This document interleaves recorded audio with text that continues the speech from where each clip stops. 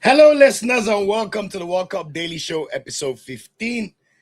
Sorry about the delay, missing yesterday. Have day job and having to balance that. But welcome, welcome, welcome. Hope everybody's well. Hope everyone's enjoying the World Cup. I mean, what a time we have now that we're getting to the crunch stage. Literally from this Sunday, we're gonna have the knockout rounds.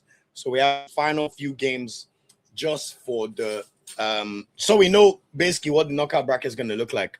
Obviously, we've seen Group A, B, C, and E concluded, and we're about to see Group F conclude in 25 minutes. I'll speak about the jeopardy going on in that game, and then at 3 a.m. we've got America's Group D, going on. So we'll talk about the predictions for those games. But most importantly, I want to come with good news for Nigerians, long-suffering Nigerians. We have been going through a lot. This World Cup, I like how everybody is now remembering that Nigeria should be in the World Cup. Well, we've been talking church since. Everybody's been making it seem as if we're doing too much, but now everyone's coming out. But I want everybody to remember,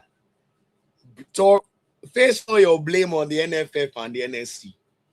So we finally have some good news to report. And honestly, Nigerians, hold on to the good news. Thank you very much, the ball-knowing Nigerian. Welcome, welcome. You've already hinted at what we're about to speak about. Eric Chelle officially has a new contract signed as the Super Eagles head coach of Nigeria, which is exactly what all Nigerians have been clamoring for. As far as you've watched Nigeria under Eric Chelle's tenure, you have to admit this is the best coach we've had since the late, great Stephen Keshi. May his soul continue to rest in peace. When you look at the development of the national team since Eric Chelle has taken over, we just missed out on qualification, but that was not his fault. He did not lose a single match in qualifying. Yes, we drew against South Africa away and Zimbabwe at home under him, but the Zimbabwe draw at home were literally the first two games prosecuted as Nigeria's coach. Firstly, we beat Rwanda 2-0. Then, of course, we were winning 1-0 before that unfortunate Ekong mistake. But once we saw Eric Chelle handle the team and really have time to bed in his ideas, particularly before AFCON, we saw the kind of performance the Super Eagles showed us at AFCON. And I don't know about you guys, but look, Nigerians, we have to clutch for whatever straws of joy we can get. Anything that can bring us good tidings. And that's exactly what Eric Chelle did for us. Like I said, before we played Morocco, we were on course to break the record for most goals scored in AFCON. We saw ourselves play to our strengths with, we're like Johnny Bravo. Our attack is our biggest strength. And my word, did he platform the team correctly in his 4-1-2-1-2 formation or 4-3-1-2. For the first time in a long time, the Nigerian national team look like we have a structure. We have a plan. We have plug-and-play players.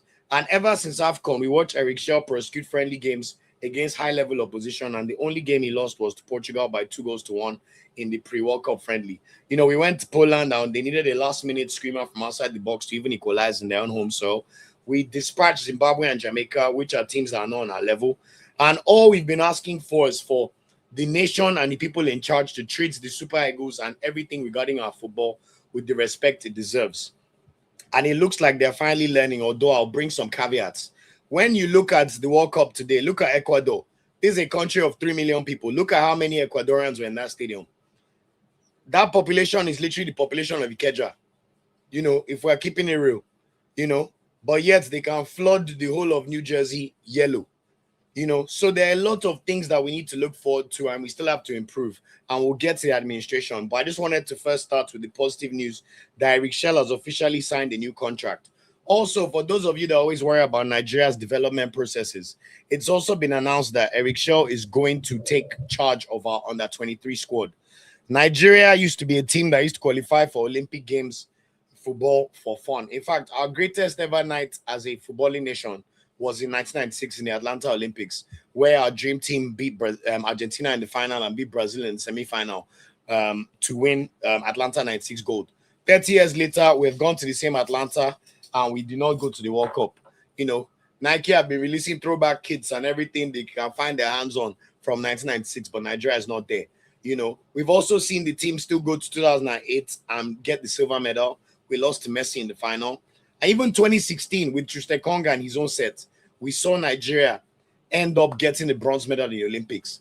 A team of Nigeria's quality should not be missing Olympic Games, and we've missed the last 2 Olympic Games, surely due to just incompetence and just terrible administration. So for once, I will applaud the NFF or the NSC the one thing to note is with Nigeria, the NSC is more important than the NFF because the NFF don't know how to generate revenue for themselves. So all they do is rely on government interference and government money. So, for now, we have to manage what we can get and praise the NSC for at least trying to do things. I will say that one thing I do not like about Nigeria is we talk too much. Where is the action? So accordingly, we're going to judge them with the action. Elias, good to see you, my brother. Hope you're doing well. Good news about Eric Chelle. Honestly, stability. The last time we had a manager prosecute games as Nigeria's coach for even up to 2 years was under Genoro, and we know when Genoro left us. That's at least 5 years ago. So there's a lot of things to be positive about, and I must say Eric Chelle is one of the most important by far. So we definitely have to give him credit. Also, shout out to the tribe for you guys allowing me to get the YouTube community pass 2 days ago. Yes, apologies. I was a little bit, late on the podcast, but I think it was still an enjoyable session. So thanks to everybody. Shout out to you, German Habibi. Shout out to everybody. Shout out to all 28 of you on the live stream. I hope you guys are all enjoying the World Cup and what's going on. Let me just read the information that has been communicated by Colin Udo. I also verified this from the NFF media officer. Super Eagles media officer. So this is all confirmed. So at least Nigerians, we can sleep easy. As long as Eric Chelle is giving everything he needs to prosecute as Nigeria manager, we will never miss another World Cup in Jesus' name. That is my prayer. Because honestly, this disgrace is too much. That's why even when I see the viral football accounts, Adika and Cote, I always like to talk, is still very banter-led. And I want everyone to get to the root causes of these issues. They will blame Super Eagles, talk about NFF, but really, are you investigating the root causes of why we're failing? Even from the press release, I'm going to get into it, but there's still no information about facilities, infrastructure. And I still think that is still the massive, massive key, grassroots development. But let's not be overly negative. Eric Chelle has renewed his contract as Nigeria manager. So, Colinudo on ESPN said, Nigeria have handed Eric Chelle a new contract as Super Eagles head coach and given him oversight of the Olympic Eagles, the country's under 2023 national team, the National Sports Commission announced on Tuesday. The agreement was reached at a meeting between the NSC and the Nigeria Football Federation at the Commission's headquarters in Abuja. Quotes by the NSC in a statement. One of the major outcomes of the meeting was the decision to extend the contract of the Super Eagles head coach, Eric Chelle, alongside an improved remuneration package, said the NSC in a statement. Under the new terms, not only will Chelle receive an improved remuneration package, the NSC also agreed to cover the salaries of his assistant coaches, a cost Chelle had previously paid from his own earnings. Neither the NSC nor the Nigeria Football Federation disclosed the new financial terms, but local media have reported that his monthly salary will rise from $45,000 to $100,000, which is befitting of the coach of a country of Nigeria's magnitude. Before people start pocket watching and saying, Abba, how much that's in Naira? It's not our fault the Naira has devalued massively. Pay the man what he deserves. Then, NSC chairman Malam Sheodiko, shout out to him for this good news. We are going to increase his money and also take care of his assistants who are helping him. And there are other benchmarks that we have put on the table, and I'm sure the coach will be very excited about it. It then goes on to say negotiations over a new deal stretched across several months. Chelle submitted a 19-point proposal to the NFF in January, seeking a monthly package of $130,000 to cover his salary and that of his technical staff. The NFF reportedly offered a figure closer to $100,000. NFF President Alhaji Ibrahim Musa Gusau said in January that the Federation saw no need to rush the talks, citing the year remaining on Chelle's contracts. The impasse drew reported interest from Tunisia, Angola, and Guinea, alongside with links to French Ligue 1 clubs Marseille and Nantes. Sheodiko, speaking after a Tuesday meeting, confirmed that the Federation and the coach had also agreed that Chelle would take charge of the under-23 national team, so the dream team, because of a pool of young players approaching the senior team age, and described the appointment as a long-term development project rather than an added burden on the coach. We have also discussed how we can build for the future in that aspect. We also agreed with the coach and the NFF that the coach should take care of the under-23 national team. The objective is not to give the coach more work, but to start building for the future. Chelle's expanded brief includes preparing Nigeria to qualify for the 2028 Los Angeles Olympics. Nigeria have now appeared in the men's Olympic football tournaments, winning bronze at Rio de Janeiro in 2016. The Olympic Eagles previously won gold in Atlanta 96 and silver at Beijing 2008, making Nigeria the first African team to complete the set of Olympic medals, as I said. So, this positive news, as I said, those of us that have been tracking Zadokiana, shout out to all the listenership that have been here for a long time. You know, we've been talking about the need to find that link between our national team and the under 23. So this is a welcome development, in my opinion. You know, obviously we want to see how it goes into effect operationally. But the truth is, if Eric Chelle is taking charge of the under 23 squad, there's going to be more eyeballs, more investment, and he's going to demand more as well. It also means that the NFF and the NSC have no hiding place, and they have to properly fund the under 23 team development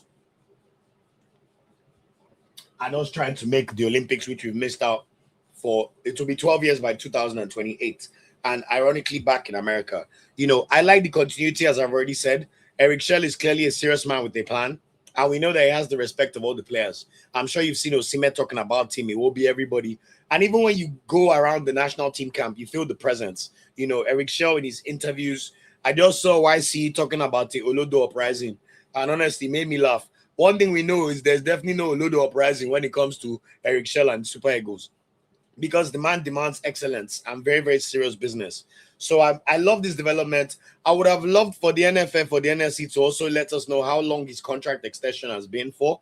You know, I will also talk about the NSC statements, because they mentioned that Eric Chelle has been tasked with obviously winning the AFCON next year after qualifying later this year. He has also been tasked with qualifying for the 2028 Olympic Games. And of course, if he's the national team coach, that also means that he'll be able to pull from a pool of players that he can look to bleed into the national team, as well as selecting 3 of our age players for the Olympics.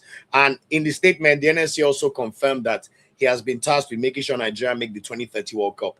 So that makes me believe that unless there's some scoring there, I hope they've handed him a 3.5-year contract or 4-year contract. Basically, 4-year contract, taking him from now all the way to the end of the 2030 World Cup. He may have other ambitions by then on continuity, but also the Super Eagles should have got their ducks in a row. I mean, the NSC. So let's see how that works. We all know that it's embarrassment that led to this positive development, because we know Malam Busa was waiting for election for re-election in September to announce this Eric Sekoshel contract extension. But this is why I told you guys, Nigerians, we must talk when the visibility is highest. Shehu Diko and the NSC, including Olokpade, they all knew that right now Nigerians are very angry, and Nigerians cannot believe that we have missed the World Cup. So they had to throw a bone that can give some kind of joy. I will not be surprised if he has not even officially signed the contract, because you know Nigeria, they like to do photo op. See all the pictures they plastered on social media. You know the Niger style now. But at the very least, it is embarrassment that shook these guys to change, guys. And I'm telling you, I am very glad, because this is why people like me exist and this community exists. We must continue to call these guys out. How can we be watching Ghana? Even South Africa, that we say we hate watching. This is South Africa yesterday. One thing I like about football is played on the pitch. And when a team does well, you must praise them. So even South Africa go get some of this praise, I'm telling you. So for once, I'm glad that, because that's the only language those guys understand. That's the only language they understand, I'm telling you. You know, all these big men are around themselves in Nigeria. Nobody can tell them the truth to their face. Everybody around them are psycho fans or people that work for them. It's sir, Alaji, hey, your highness, your senator, you know. So for once, it's only when there's public discourse like this, especially when you're in public office. Don't ever believe that your voice does not count. At the end of the day, it's nobody's birthright to hold government positions or official federal positions if you're not serving the people. Nigeria is a football-obsessed nation of over 200 million people. We literally watched Morocco yesterday surpass us for the most wins at the World Cup. If Ghana win one more game, they'll even surpass us to 7. And we've missed the last 2 World Cups. We're still one of the few African countries that our record against European opposition in the World Cup is equal. We've won 6, we've lost 6. In fact, Nigeria is such a peculiar nation. The only countries we've beaten in the World Cup are European teams. Every time we've played South American teams, aka Argentina, every time, except there's only one World Cup we've not played Argentina. 1998, we played Paraguay. We've never beaten a team outside of Europe in the World Cup. South American teams will always lose somehow. Even Asian teams, remember that faithful draw with Yakubu in 2010 against South Korea. Even in 2014, when we qualified out of our group, we beat Bosnia, we drew against Iran. So there's one kind of peculiar weird energy with Nigeria. But one thing I like, we know they bow for colonizer. European team, you're going to get this work. And that's exactly what we like to see. So a lot of positive things to be happy about. And most importantly, especially for this community that are tapped in and locked into Nigerian football, Eric Chelle is literally the gift that keeps on giving for us. So One thing I not like though, of course, they mentioned in the statement renewed hope administration.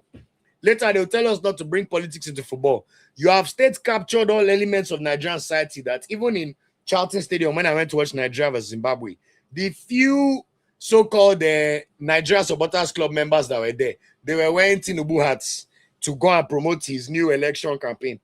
Tell me if that is normal in a normal country. Tell me if that's normal. Then someone will come and tell you that we should not speak politics. Anyway, we'll still talk about developments, but Sheo Diko and Bukola Olokpade, Oluoke will hold you to account, sirs. I promise you that. We will also make sure that we see some action. You know, they also mentioned in their statement that they've reached plans to introduce a 2.5 billion prize fund for the 2027 Nigeria Premier League football season, with the league champion set to earn at least 1 billion, while second and third place teams will receive 500 million and 300 million. What I will say to this is, where's the money coming from? How are you budgeting it? How are you going to make sure it happens? I know they mentioned that they're also going to try and make sure that the league returns to domestic televisions. They agreed on measures to improve player welfare, strengthen club licensing compliance, return the domestic league to television screens, and create a more attractive environment for private sector investment in football. All this is talk. We will see the action, because one thing about these people, they can talk. They then said, of course, the stuff about the improved contract to Eric Chelle, which is my main thing and I'm most concerned about. And of course, a typical Nigeria fashion, at the end, they now spoke about Super Falcons. Once again, neglected as usual. They now said attention was equally focused on the women's game, with both institutions reaffirming their commitment supporting the Super Falcons' WAFCON title defense while driving new funding initiatives and reforms for women's football. What are the reforms? How are you going to support them at the WAFCON? You could not even organize friendlies for them in some of the international windows this year. So how can this same Malam Gusau then bring change? Somebody tell me. Because these guys, they will just talk. This meeting further highlighted the commitment of the Renewed Hope administration and the Renewed Hope in Nigeria sports RHINSC framework to build a sustainable football economy, strengthen government structures, attracting investment, and restoring Nigerian football to its rightful place among Africa's leading football nations. Ultimately, we will see evidence on the pitch. But like I said already, the one thing I don't like is there's no mention on infrastructure development. Don't go and Gusau, don't tell us about that stupid hostel you claim you are building in Abuja. The Super Eagles should not be playing games in Abuja. Lagos has to be where they play games. Surely this thing is common sense. Like, I don't even think it's that controversial to say. 99% of Nigeria's footballing heritage as a country domestically happened in Lagos as a national team. 1980 AFCON, we won it in Lagos. 2000, even when we lost in the final, was it not Surulere Stadium? Nigeria 99, where they played the final, is it not Surulere?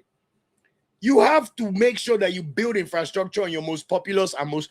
Lagos is probably one of, if not the most important city in Africa. It's definitely up there. Top 5. And you're telling me Super Eagles I have to leave Lagos, be taking domestic flights to Uyo to go and play games. It makes no sense. So where is the talk about infrastructure and the development of, the National Technical Center like Morocco have? That's what I want to hear. What are you doing for grassroots development? How are you then? At least they've started somewhere. So let me give them credit on that 23. How are we now going to measure that to the grassroots development and our under 17 and our under 20 youth teams and our under 15 youth teams? If you need consultation, NSC, NFF, call me. I will happily come and work for my country. We have to get these things right. We cannot be watching Tunisia come and stink up the place in the World Cup every time, and Nigeria is not there. Nigeria cannot be losing out on World Cups by losing to Congo and South Africa. No offense. Apart from Morocco, in fact, this one that we have watched Senegal disgrace us against Norway and France, I'm not sure there's a better African team on form right now than Nigeria, apart from Morocco. Even based on the rankings, yes, Algeria may pass us tonight, and Egypt may pass us based on the fact that they're winning games at the World Cup. But as at today, Nigeria is still the 3rd best team in Africa and the 24th best team in the world. We've actually seen our ranking increase by virtue of playing well in the World Cup. Now, of course, Cote d'Ivoire know that they're likely going to play Norway. If they end up winning that game, they may end up surpassing us, but let's see how that goes. Egypt and Algeria are more likely to Algeria depends on how they perform against Austria, but I think we have to accept Egypt to pass us. They're only 2 points behind us, and their final group game is against, is it Iran? So we can at least allow that one. But the point stands about our quality. Look at these African teams with their lack of a number 9. Can you imagine Osimhen? So, and guys, this bleeds nicely. I have that video I'm going to record. Looking forward to 2030 with our pool of talent. I want everybody to know where we stand. And trust me, we have enough players. The only problem is that number 10. But even Mubarak Suleiman is there.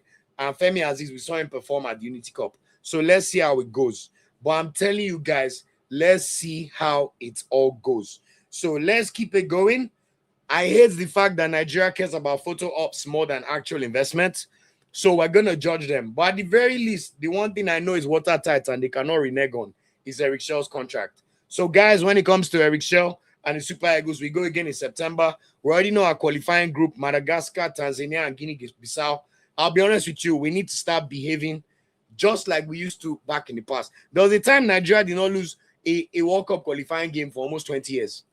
And we did not even lose one at home for a long time. We need to get back to beating the breaks out of teams that are not our level. Yes, we'll collect all the insults for the next 3 weeks, no problem. But after that, serious business must start. And I like that it's paining everybody. Even Wike went to open his mouth about Super Eagles, everybody. Meanwhile, it's not your governance that is causing this kind of issues.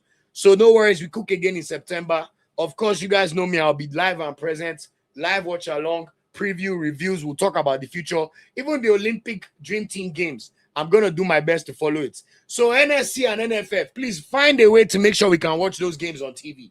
That'll be lovely to see. Because this one that we're always trying to find a cricket stream to watch our national team or the youth teams, it cannot be the case. So anyway, we give them credit for the development so far. I didn't think I'll spend 20 minutes on this, but you guys know me. It's really Super Eagles that gets the blood pumping. So shout out to us, man. And we take it from there. Shout out to the gang. Shout out to the gang. Victor Palusa said, bro, the heat that much over there. Bro, today is officially the hottest day in British history in June. It was 36 degrees today. I have my portable aircon blasting here.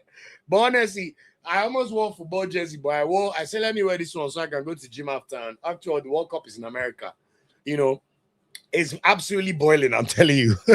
The ball-knowing Nigerian said, besides from Zadok, I haven't heard of many Nigerian players getting big moves. My brother, don't worry.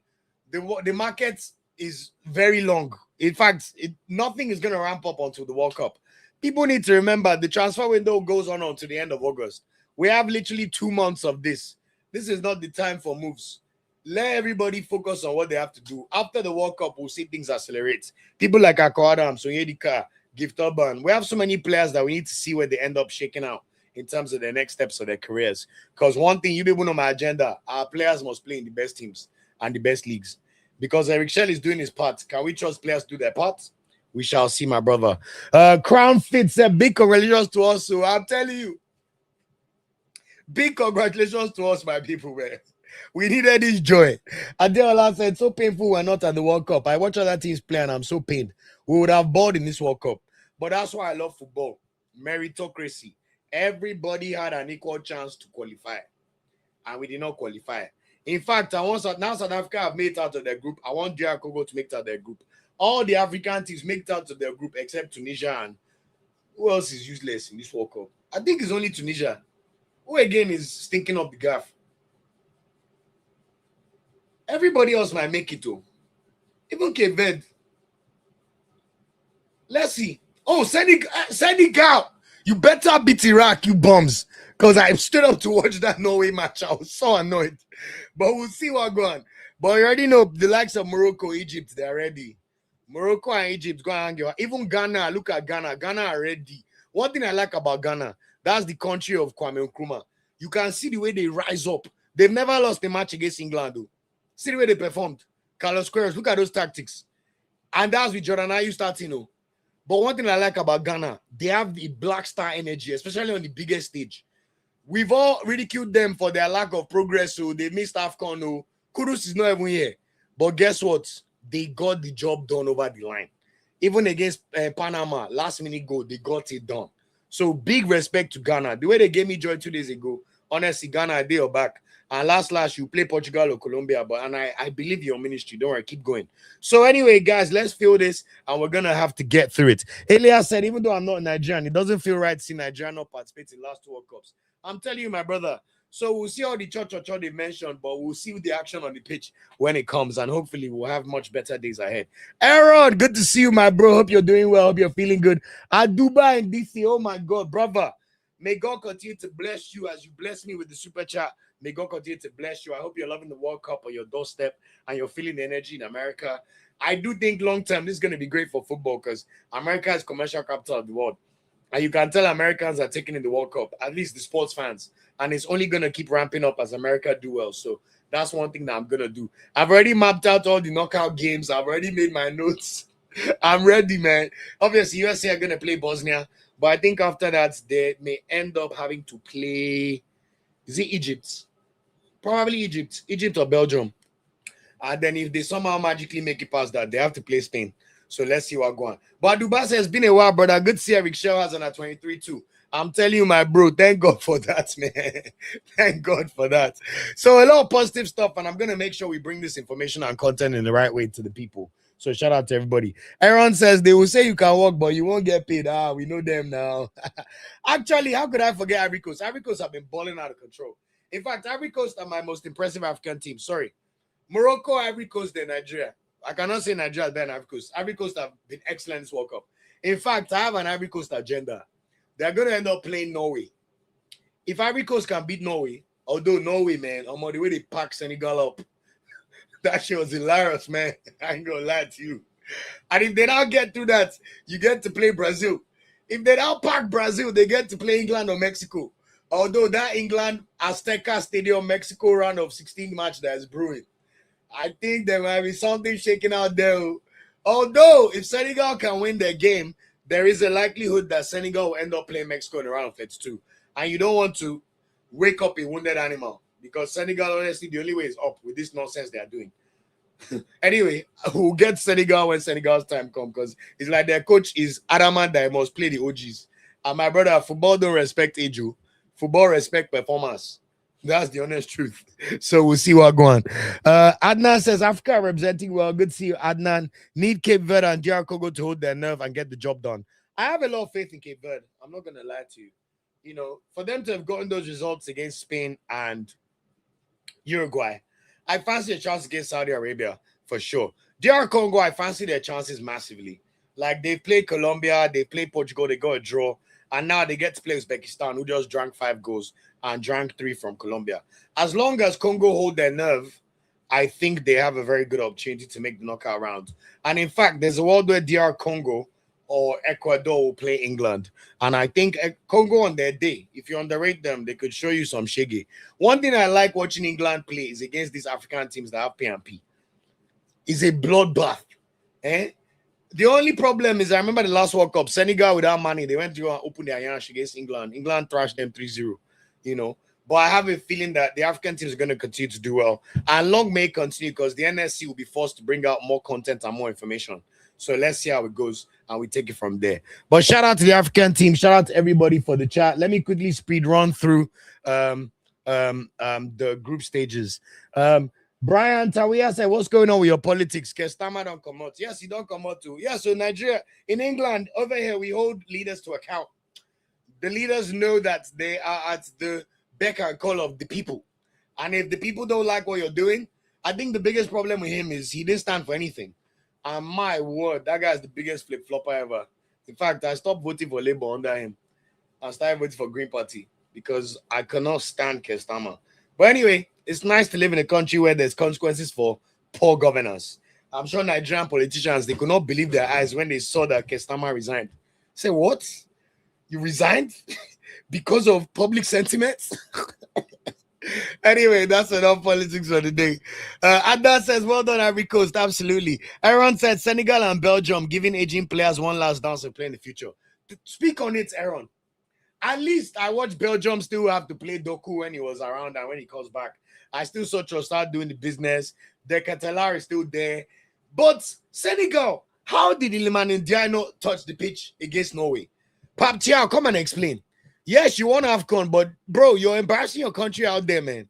Senegal are tumbling down that world ranking, man. Tumbling. Meanwhile, look at Morocco. They changed their coach. Look at their sexy football now. Anyway, we all join. Shout out to Alan Mukba. He said Algeria. Algeria, they were a bit lucky, to be honest, to beat Jordan, I must say. We'll see Algeria against Austria. I think they could really struggle. But if they get past that, we'll see what going on. I think they may end up playing Spain. So it's going to be a tough one for them. And then we take it from there. Adnan says, Pap Chiao can't see what the rest of us can see. Play Bar Ndiaye, Iliman Ndiaye, and Mbaye more minutes. It's not that hard. I'm telling you, man. I'll be tempted. He has to drop Koulibaly.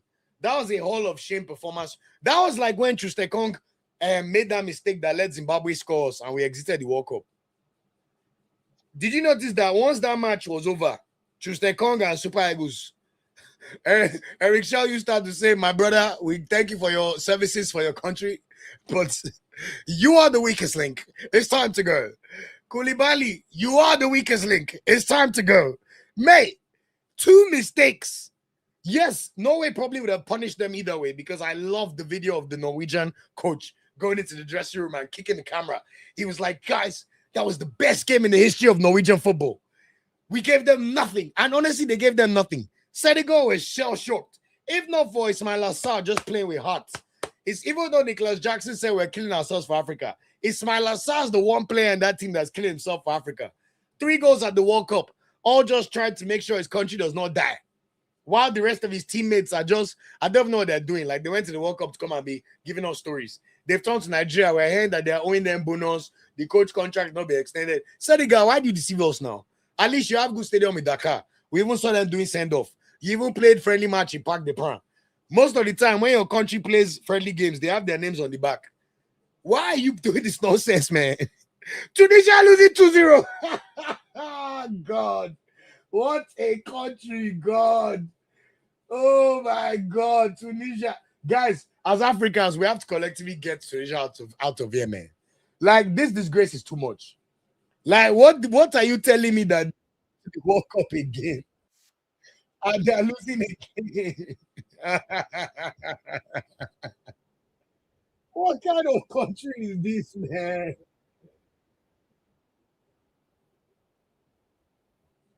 Who scored?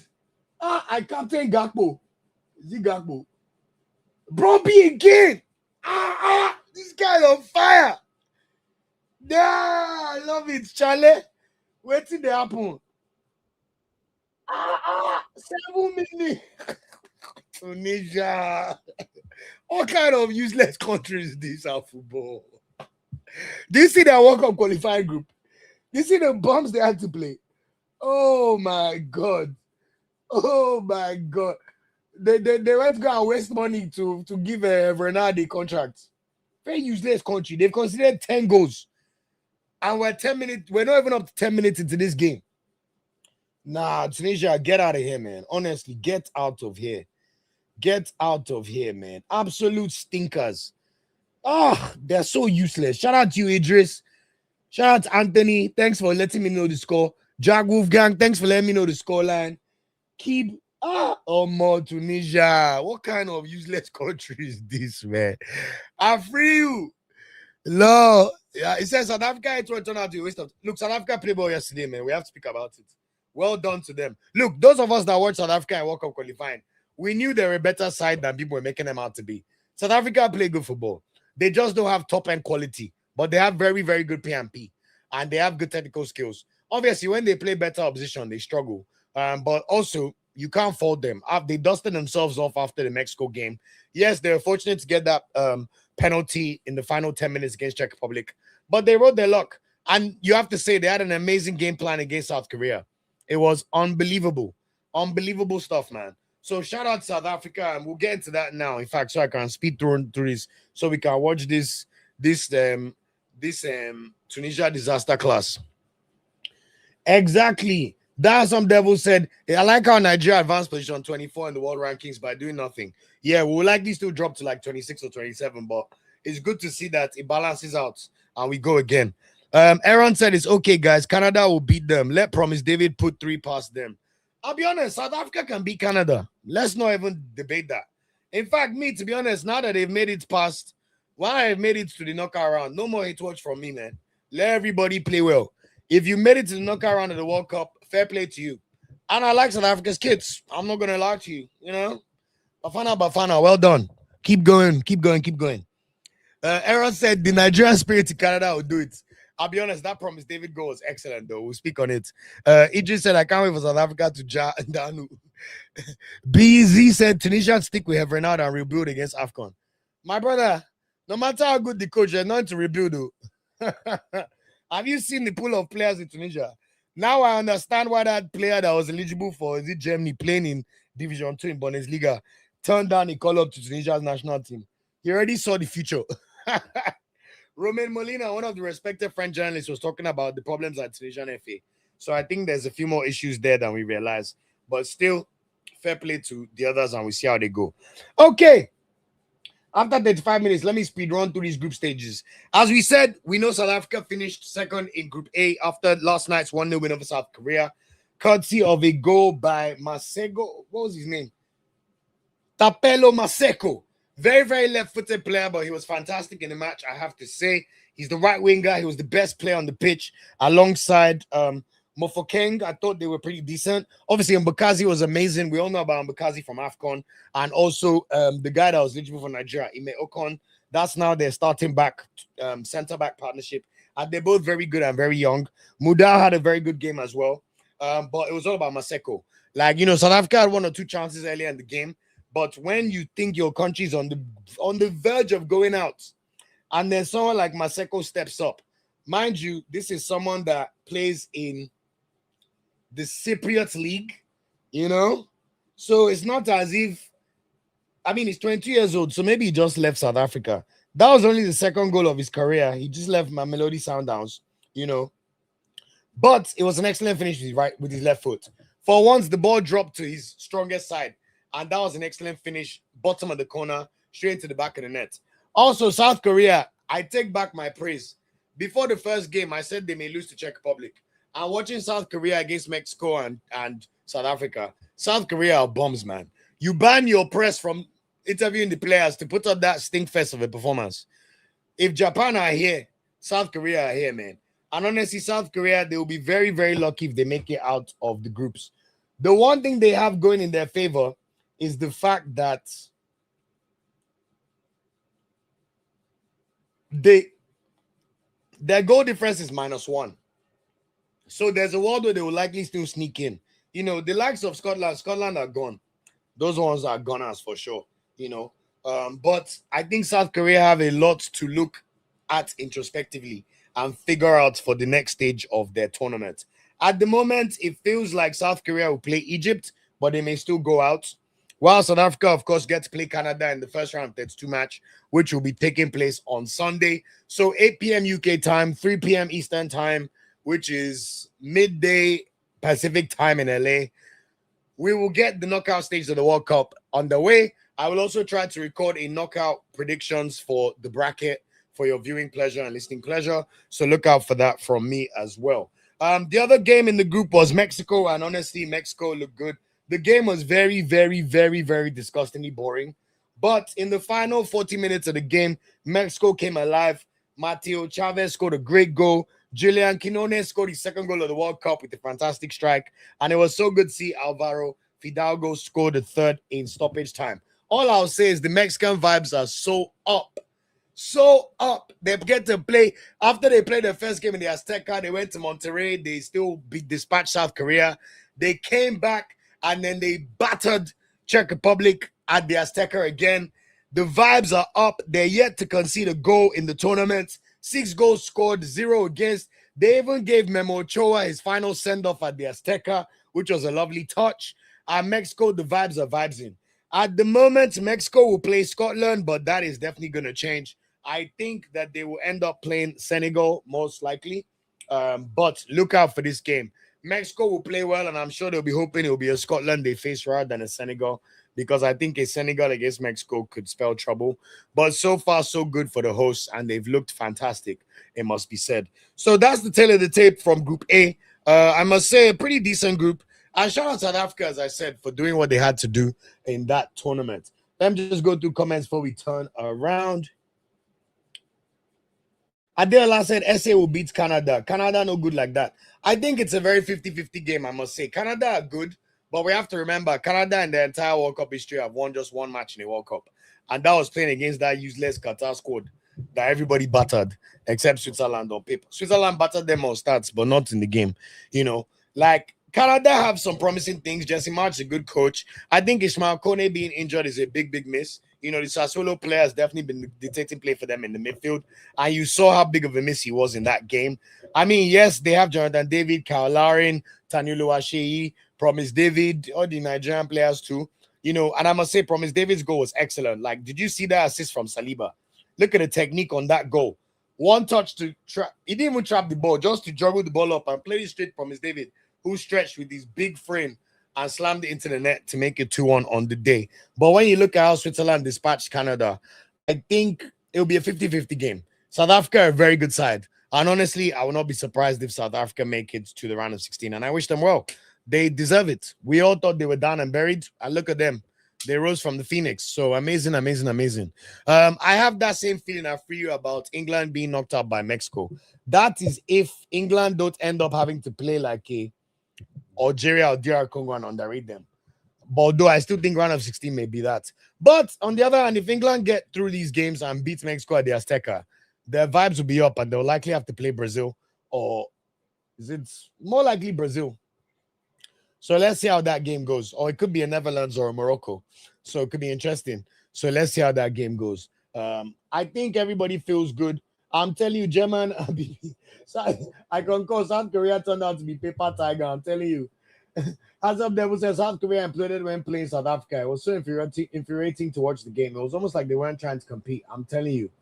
Mondlia Africa, I think it's South Africa. South Africa played beautiful football. I think they have a lot of talented young players, and most of them are very skillful.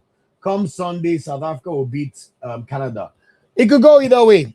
One thing that I'll say goes in South Africa's favor and slightly against Canada is because Canada finished second, this match will be played in Mexico.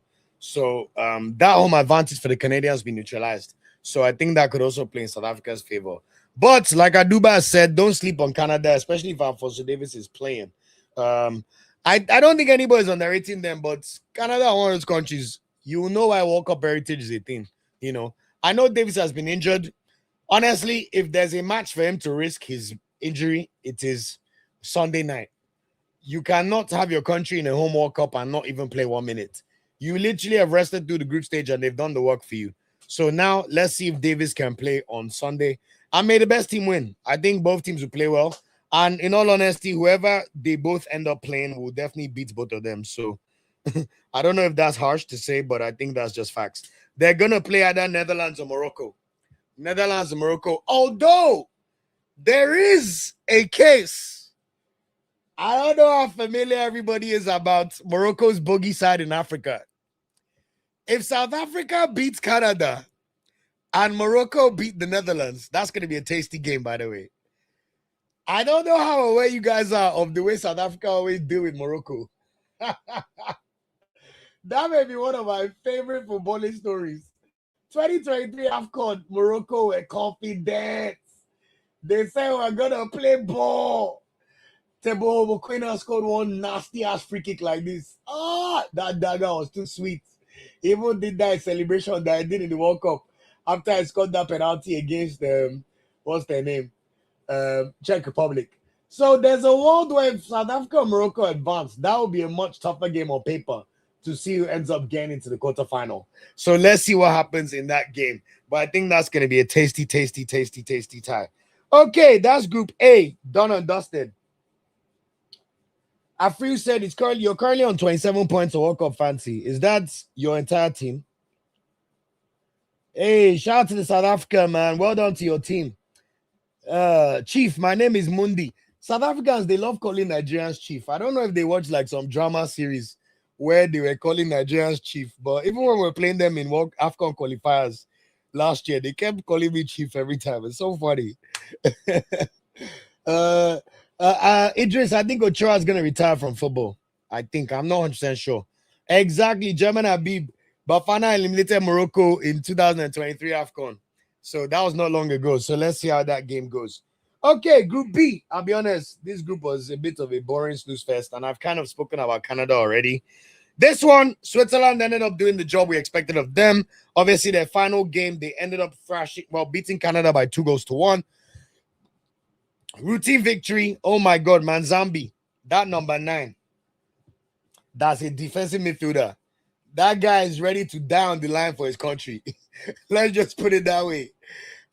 Even Switzerland now have the black players saving them. Honestly, it's going to be super, super tasty. Obviously, I spoke about Promise David's goal, but Switzerland were a class above everybody in this group, and they definitely finished first. Canada, I think, landed where they were expected. There's a world where they could have beaten Bosnia if they were a bit more serious, but I think 4 points is what I expected for Canada. So level on points with Bosnia, but of course, Bosnia only beat Qatar by 3-1, and Bosnia drank 4-1 to Switzerland, while Canada only lost to Switzerland by 2-1 and ended up beating Qatar by 6-0. So they've all been rewarded with handsome ties. We're still not sure Switzerland are going to play in the knockout round. So let's see how that game goes. As for Canada, we've already spent enough time talking about the game against South Africa. So let's see how that game goes. As for Bosnia, they have been rewarded with a tie against the host, America. That is going to be the one super late game in the round of 32 games. I think that might be played in LA as well. You have to say we definitely favor the USA. But USA, do not get too pompous. If you underrate the Bosnians, they will show you something new. I also know that one of the guys that scored the other day, there's one of the players that could have played for America that played for Bosnia. Bosnians are also firstly patriotic, like the Moroccans and the Turks, So that'll be an interesting tie. And I think it's been lovely seeing the videos of the Bosnian fans marching through LA.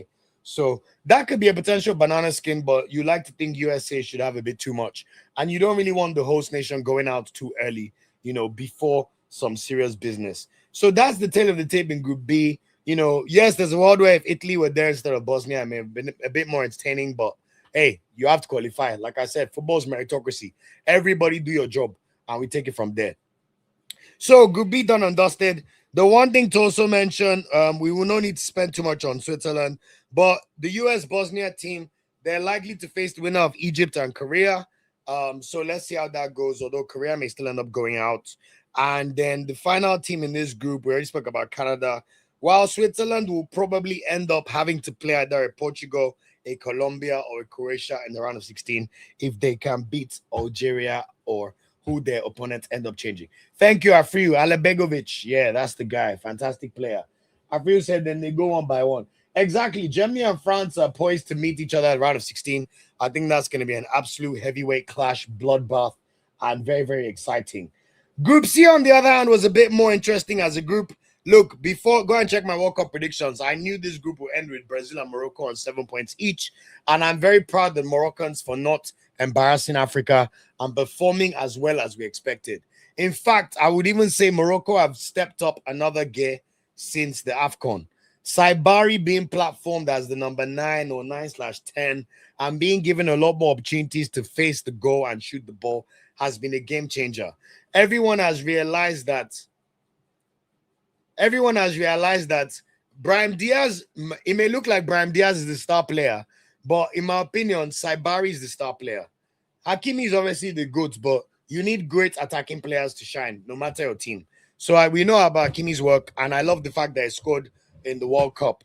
Hakimi is now the African player with the most World Cup appearances already, obviously because they made it to the semi-final in the last World Cup, and he was also there in 2018. So I think he already has 12 appearances in the World Cup, and he finally scored in the World Cup, which is amazing, for Hakimi. Morocco, Saibari, honestly, I'm so glad I put him in my fancy team. And I love that celebration. Did you see his goal? Did you see his goal from that Hakimi cutback? Slapped it to the net like he was playing five-a-side. I said Saibari's ready. Nike athlete, by the way. Just signed for Bayern Munich, ready to take his career to the next level. And it definitely absolutely showed in that game. So shout out to Morocco for beating Haiti by 4-2. Did you guys see Wilson Isidore's goal? Oh my God, that shit was crack. That's one of the sharpest, sweetest finishes we've ever seen in the World Cup. Like, he hit that so sweetly. And I love that for the Haitian people again, celebrate 2 goals. As for Brazil, you have to say that they're looking like the Samba boys again. But we must caveat that Scotland and Haiti are 2 of the worst teams in the World Cup. I like this humbling of Scotland. Because they are England's big brother, they talk about Scotland all the time in England. But the truth is, Scotland no get football heritage. Why are we acting like they do? I love the way Brazil slapped them up. It should have even been 5. And then you're now making mistakes against Brazil. Look at Vinicius Jr. Oh my God, Vinicius, well done. I love that you've changed the narrative. Before this World Cup, we're all worried about your Brazil legacy. You're now only the fourth player in Brazil history to score in each of the group stage games of a World Cup. And I must say, Vinicius Jr. is lighting up the place. 4 goals in 3 games. Very unlucky not to get a hat-trick yesterday. Matias Cunha seems to be the plug with that number 9 position that allows Vinicius and Ryan to also shine, and also allows Paqueta to move up the pitch because he has Bruno Guimaraes and Casemiro in the middle of the park holding the fourth. Bruno Guimaraes, I saw the rumors today about you potentially coming to the carpet. We're looking forward to welcoming you, man. Take us to another level for the next 3 years, even though you're 28. You start for Brazil. What are you doing in Newcastle, my man? Come over to Death Row. We'll have you come and join. And of course, Brazil now kept 2 back-to-back clean sheets, so they're feeling good. All I will say is we saw how they performed against better opposition like Morocco. Luckily for Brazil, or rather unluckily for Brazil, they are definitely going to end up playing against Japan in the knockout round. Now, we know that Brazil, a lot of times, especially with someone like Ancelotti, the economy is going to regulate. They may end up blowing past Japan. But nobody that's watched football properly for the past 5 years, especially international football, can tell you that that is not a banana skin match for Brazil. Brazil, Japan. In fact, to be honest, Japan may still end up finishing above Netherlands, although this one that their match is currently 0-0 is very unlikely. And the fact that Netherlands have scored 2 more goals. I just think it's so sad that we're going to have to watch Netherlands play Morocco in the round of 32. That should be a quarterfinal clash. In fact, when you know about the number of Moroccans in the Netherlands and how they're treated, this match is going to be war. The Moroccans are going to die on the line. They're going to die for Africa, I'm telling you. Against Netherlands, against their fellow black players, Brian Bobby and Co. representing Ghana and Co. Gakpo. But the way this Brian Bobby boy is playing, Netherlands can go and touch Morocco. I think that's the kind of match that can end like 4-3. Remember that France-Argentina game from 2018 World Cup where France dominated eventually. But before, while it was 2-2, they were going ban for ban till Mbappe said enough is enough. So I think that's going to be a great, great game for Morocco. Brazil, Japan, great game as well. Let's see how that game goes. And unfortunately for Scotland, they're definitely going to go out. And honestly, they deserve it. They didn't even deserve to beat Haiti. In fact, I feel so sad for Haiti that Scotland was their first game. If Scotland was their second or third game, they would have beaten the shiggy out of Scotland. And I love seeing one Scottish journalist that was being very humble. Look, we have 4 good players. That's it. Majority of the Scottish starting players play in the championship. There is no world where Scotland should be raising their shoulder. Yes, you're a functional side, but they're not good. So I like that their fans have more rep than them for drinking and having a good time because they need it. Because they know it's not the performances on the pitch that's going to excite them. So Scotland are definitely gone, especially drinking those 3 goals. You know, what a poverty side. They only scored 1 goal against Haiti. And even that goal was a deflection from McGinn. You know, they're just lucky Morocco beat them by 1-0. It should have been 2 or 3. So anyway, Scotland, bye-bye you. And we don't ever want to hear anything about you guys again. Just be going home because you guys stunk up the absolute gaff. I'm telling you. Jack Wolfgang said Germany lost to Ecuador. There's no reason to laugh. Germany already finished first, to be fair.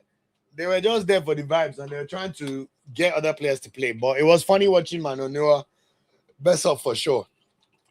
Aaron said, problem with this Morocco is will they be able to continue on with this after their golden generation? Ages. Aaron, it's as if you don't remember that Morocco won the Under-20 World Cup.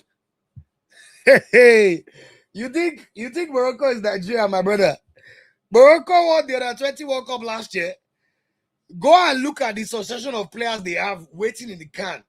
There is no country in Africa better prepared for the future than Morocco. Go and look at their technical teams in all grade levels. Go and look at the coaching licenses they are doing. Go and look at the infrastructure. This is a country that is prepping to host the World Cup in 4 years' time. In fact, we should never worry about Morocco. They're going to be just fine. If you think they've stepped up their efforts in the past 15 years, just watch what they're going to do these next 4 years. Morocco are very okay. Morocco don't they beg anybody again. It's players from abroad that haven't come and beg Morocco. They're on a 20 World Cup squad. Maybe like 17 of them were all players born in Europe.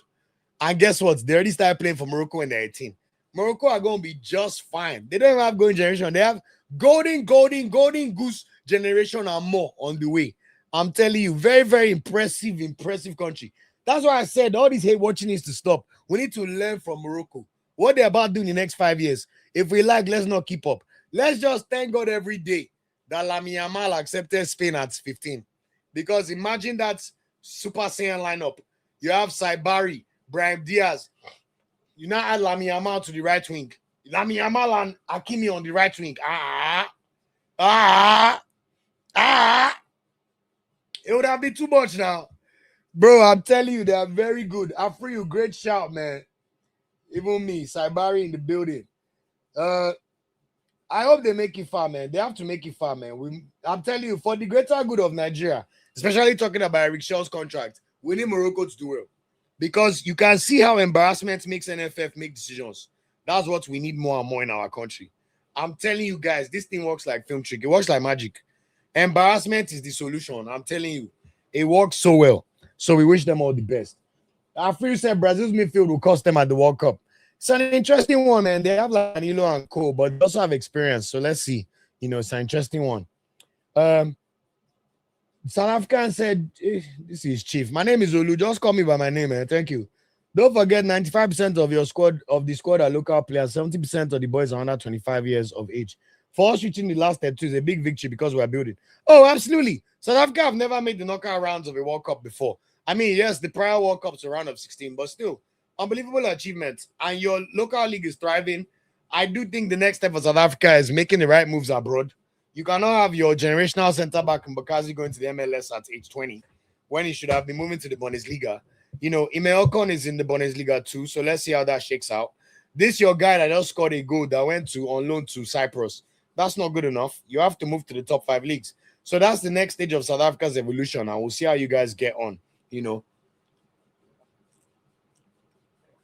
Charles said, according to my reliable source, hey, Charles, good to see you, man. There's a big tsunami coming to the NFF. Judgment Day for Azamen. Oh, we can feel it. Once we saw NSC dropping their comments, I went through about 25 minutes, Charles, talking about Eric Shell's contract. So feel free to rewind to watch. I will see how it goes. But like I said, embarrassment makes them sit up. So we'll see how that one continues to go for us and take it from there. Adeola, this cannot be a feeling. Netherlands are a good side now. To be honest, this is a very 50-50 match. In fact, for anybody that thinks Morocco are underdog, do you guys know Morocco are ahead of Netherlands in the world rankings? Right now, Morocco are the 6th best team in the world. Yes, you heard me correctly. Number 6. Netherlands are number 8. And they already drew against Brazil in number 5. So we cannot even say they've had it easy. Whoever wins that match will be feeling very, very confident about their chances just going forward anyway. So let's see how the game goes. But I can't lie to you guys. I'm rooting for Morocco all the way. I want them to do well. It's very, very important for my Super Eagles agenda. I'm telling you, very, very, very, very important. Oh, very, very, very important. Okay, Nigeria, we're now 25th. That Ecuador win today has boosted their score. Fair play. We keep going. Comments. It just said, what's happening to Hendrick both in club and country? Club has been doing well for Lyon. And country, I don't see any problems. Like, Matthias Cunha start playing very well. I'm sure he'll get a chance eventually, but let's not act like. Don't mind the Brazilians. Brazil, Nigeria, we think everybody's a coach. Brazil is even worse. Everybody thinks that they're the coach of national team. Let Carlo Ancelotti cook. For you to go out and get Italian is because you know that you needed the help. So let Ancelotti cook, and let's see how it shakes out. Ibi said Brazil still don't look convincing. I think let's see how they play stiff opposition. I like this take. Let's see. And I think they'll have it against Japan. So let's see how they get on against Japan. And we'll take it from there. Lord, Brian said, girls go run for prime minister again if Morocco win. Lord. One thing I'll say about this, I'm not sure if Finidi George actually said that. Nigerians like to say a lot of things that we cannot verify.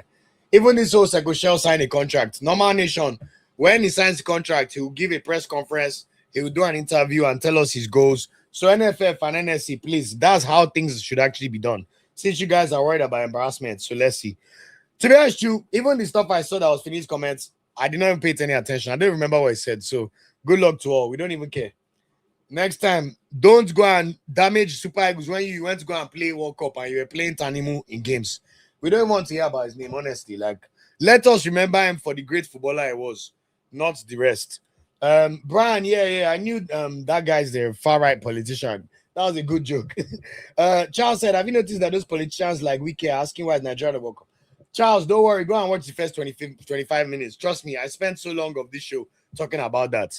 It's good. Embarrassment is hooking everybody, so everybody will talk. After you said, they said Hendrick has bad attitude. I beg, I don't hear that one. Hendrick is all right. Everybody looks like they like him. Bobby shall turn. Let's see how it goes. Anyway, the final group that has happened today, we saw how that went. Ivory Coast, probably my pick of the African teams at the World Cup so far. Hey, by the way, guys, anybody on this podcast who has been watching the pod since I started in 2021, you will know that there was a period where my favorite Arsenal player in the world was the one and only Nicolas Pepe. Let me tell you how much I love Pepe. This is not a joke. 1, Nicolas Pepe. 2, 3, Nicolas Pepe. I love Nicolas Pepe so much. Even when people used to try and speak dirt on his name at Arsenal, I used to fight his corner like it was my family member. Let me tell you, Nicolas Pepe, God will bless you always. I will never stop reminding people you scored 16 goals for Arsenal in a season, and they tried to call you a flop. I will never ever let people forget. You even reached double figures. Prem, 10 goals. Nicolas Pepito, I'll always be there for you. And I love how you rebuilt your career and everything's going well for you. You even have your sexy celebrations. Basically, the year he signed for Arsenal, I used to play FIFA religiously. And Nicolas Pepe was badding up Ligue 1 for Lille. So every week on my ultimate team, I used to get new special cards from Pepe. Then I got one Pepe card like this that I used for like 3 months. And I fell in love with Pepe. And one day I was sleeping on my couch. I woke up to an Austin bomb that Nicolas Pepe signed for Arsenal. I was like, what the fuck? I couldn't believe it. So that's where my Nicolas Pepe love started from. I've always loved Pepe. Always, always. Even when he left Arsenal, I was so sad. Look at Arsenal now. Are you telling me Nicolas Pepe won't do a better job than Madueke? Are you telling me? So watching Pepe after missing out on AFCON because of misconstrued comments.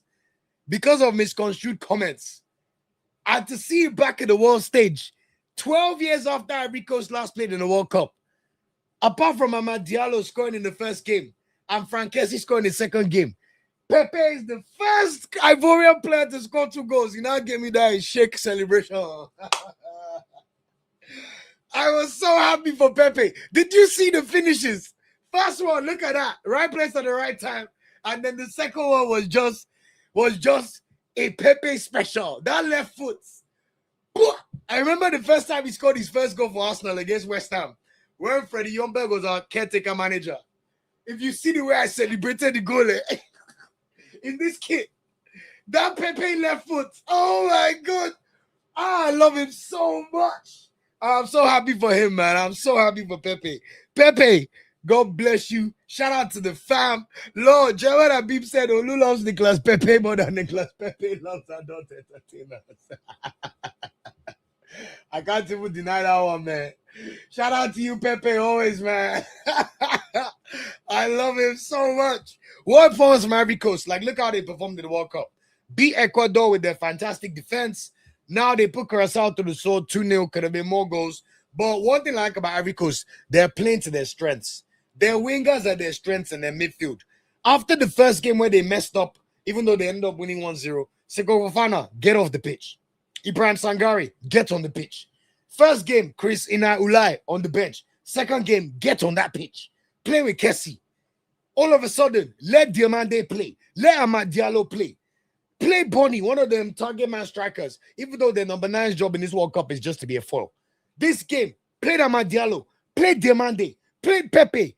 Pepe is the best finisher in their squad. That one is facts. And look at the performance.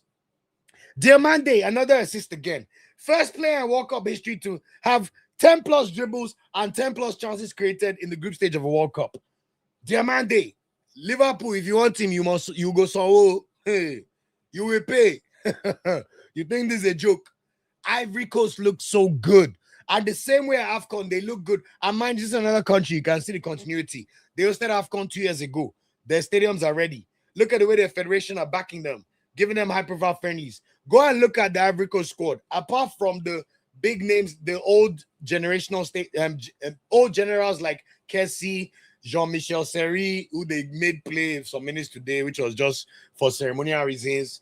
Seko Fofana, everybody else, young. They have Diamande at Sporting Lisbon sitting down on the bench. Evan Ndika at Roma sitting down on the bench. Look at what happened with Singles injury. No problem. Gillian Doué, it's your time to rise. Come on, right back. Fantastic squad all over the pitch. The only problem is that lack of number 9. But let me tell you, Ivory Coast are going to touch a lot of countries this World Cup. Norway, beware. Because they're not going to play like Senegal. I'm telling you, Ivory Coast are made of different stuff. And they're feeling the vibes. They almost beat Germany. If not for that final lapse in consideration and that great technical brilliance from Emecha and Dennis Undav on Saturday night. So Ivory Coast, I must say, probably even above Morocco when you factor in the opposition they played and how they played against Germany. You know, I would say Ivory Coast and Morocco are on par. You know, Morocco have not lost the game, so let's give them that respect. And also Morocco have only, I was about to say they only considered 1 goal, but they drank 2 from Haiti yesterday. But Ivory Coast, we look forward to watching the game against Norway. If you can now get through Norway, because those Vikings, I can't lie to you, those guys, they sabi football or more. Then after that, you now get to play Brazil or Japan. If there's an African team that I know can touch Brazil right now, it's Ivory Coast. I'm telling you. And then if you now get past that, Ivory Coast will play like a Mexico or England. You cannot tell me Ivory Coast on their day cannot beat these guys. In fact, one of my revised predictions is the possibility of Ivory Coast making it all the way to the semi-final. I know it sounds crazy, but look at their squad. Look at their players. If they literally had Osimhen instead of like Gerson, we'll even be saying they're going to go all the way. That's how good their squad is. Look at the age profile of all these guys. Their mandate is what, 19? You know, Amad Diallo is how old? Christian Ayola is how old? They even have Bazumana Traore on the bench. Bazumana Toure on the bench. Quality all over the pitch. And now they have a decent goalkeeper plays in League One.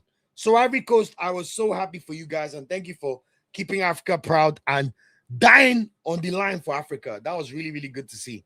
As for Germany, to be fair, I don't really blame them. They had not much to do. They had already secured first place in the group after beating the Ivory Coast and Curacao.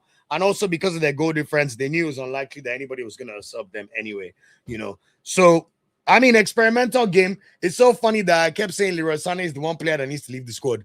And he's the one that scored for them today. But I still maintain that guy needs to leave the squad. But Ecuador, what an amazing achievement for Ecuador. This is their 3rd time making it out of the knockout rounds in the World Cup, or 4th, if I'm not mistaken. This is a country of a 3 million population. 3 million. Same population as Ikeja. Although I find it funny that all the fans in the stadium that could afford tickets from Ecuador are all white. And all the footballers are all black. Peculiar. South American race relations. But did you see that first goal by Angulo? Oh my God. Talk about putting your country on your back. Ecuador are yet to score any goal at the World Cup. But they knew they were fighting for their lives. The coach was already having big problems with the country because they were upset about his tactics, especially against Curacao, and the way they ended up losing to Ivory Coast. But what a way to redeem yourself. You know, yes, it ended up being 1-1, but then to see that go by, what was his name? Oh my God, let me not forget his name. He was fantastic, number 19. Gonzalo Plata or Pomo. Oh my God. Oh yeah, that's one of the things that I love a good Latino series about some drug dealers, man. Puta and all of that. Oh, I love it so much. This guy plays for Flamengo, and you can see the footballing skills in his body. What a fantastic poacher instincts from the corner kick to tap on the ball just before Mananoa grabs the ball. Mananoa serves you right. You took Oliver Baumann's place because you have too much main character energy. And what I love about this Germany situation, after all this their football they've played, yes, they will likely end up playing either a Paraguay or a who are the other teams they may play? Paraguay, Cape Verde, or Senegal. So they will likely go past the round of 32 as long as it's not Senegal. But Paraguay are the more likely opponents. And then they will now be rewarded with a tie against France. Yes. So Germany, if Germany can beat France, fair play. We respect you and you move on. because after you beat France, you will likely play Netherlands or Morocco. But I cannot see the French losing to Germany, I must say right now. But it's going to be a tasty, tasty, tasty occasion. As for Ecuador, well done to you guys. What a win from the brink. They snatched this win from the jaws of elimination. And I love the joy. Do you see the way the coach jumped on his family and everybody? Nah, man, I love South American passion for their country, Latino passion for their football team. This is why people hear me on the podcast. I'm always banging on. There's a lot we can learn about how to platform our national team and build the relationship back between the country and its national team. A lot to learn, a lot to learn, a lot to learn. So let's figure it out and take it from there. Ecuador, as a result of this win, they will likely end up playing England. There's a world where they play England. There's a world where they may also end up playing against... Who are the other possible opponents for Ecuador? I think England are their only option, you know. So I think that's going to be a tricky tie as well. But let's see how the rest of the table shakes out so I can confirm who they're going to end up playing. But I have to admit, that's a banana skin game for England, especially because we've seen how they struggle against teams that play with low blocks. Croatia tried to go machine for machine with England.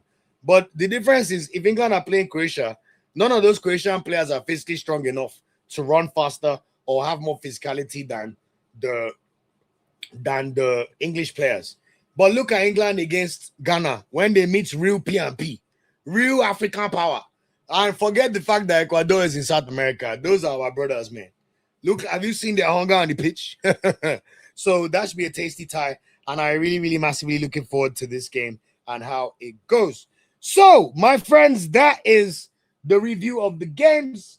Now, I forgot to put African Giant on the preview, but you already know my African Giant of the day. It's not every day you score a brace at the World Cup for your country, and you also have a Cote celebration to match. The first player in your country's history, I believe, to score a brace in a World Cup game. I'm not even sure an Ivorian has done that before. Ivory Coast qualified for the knockout rounds of a World Cup for the first time in their history. Pepito, you are the one that scored the 2 goals. Nicolas Pepe, you, of course, Pepito, the one and only, are the African Giant of the day. Absolutely deserved. And keep shining, my boy. Let's give them some more goal celebrations. Thank you very much. And then, of course, the 18 preview. We've already watched the entire first half together of these games.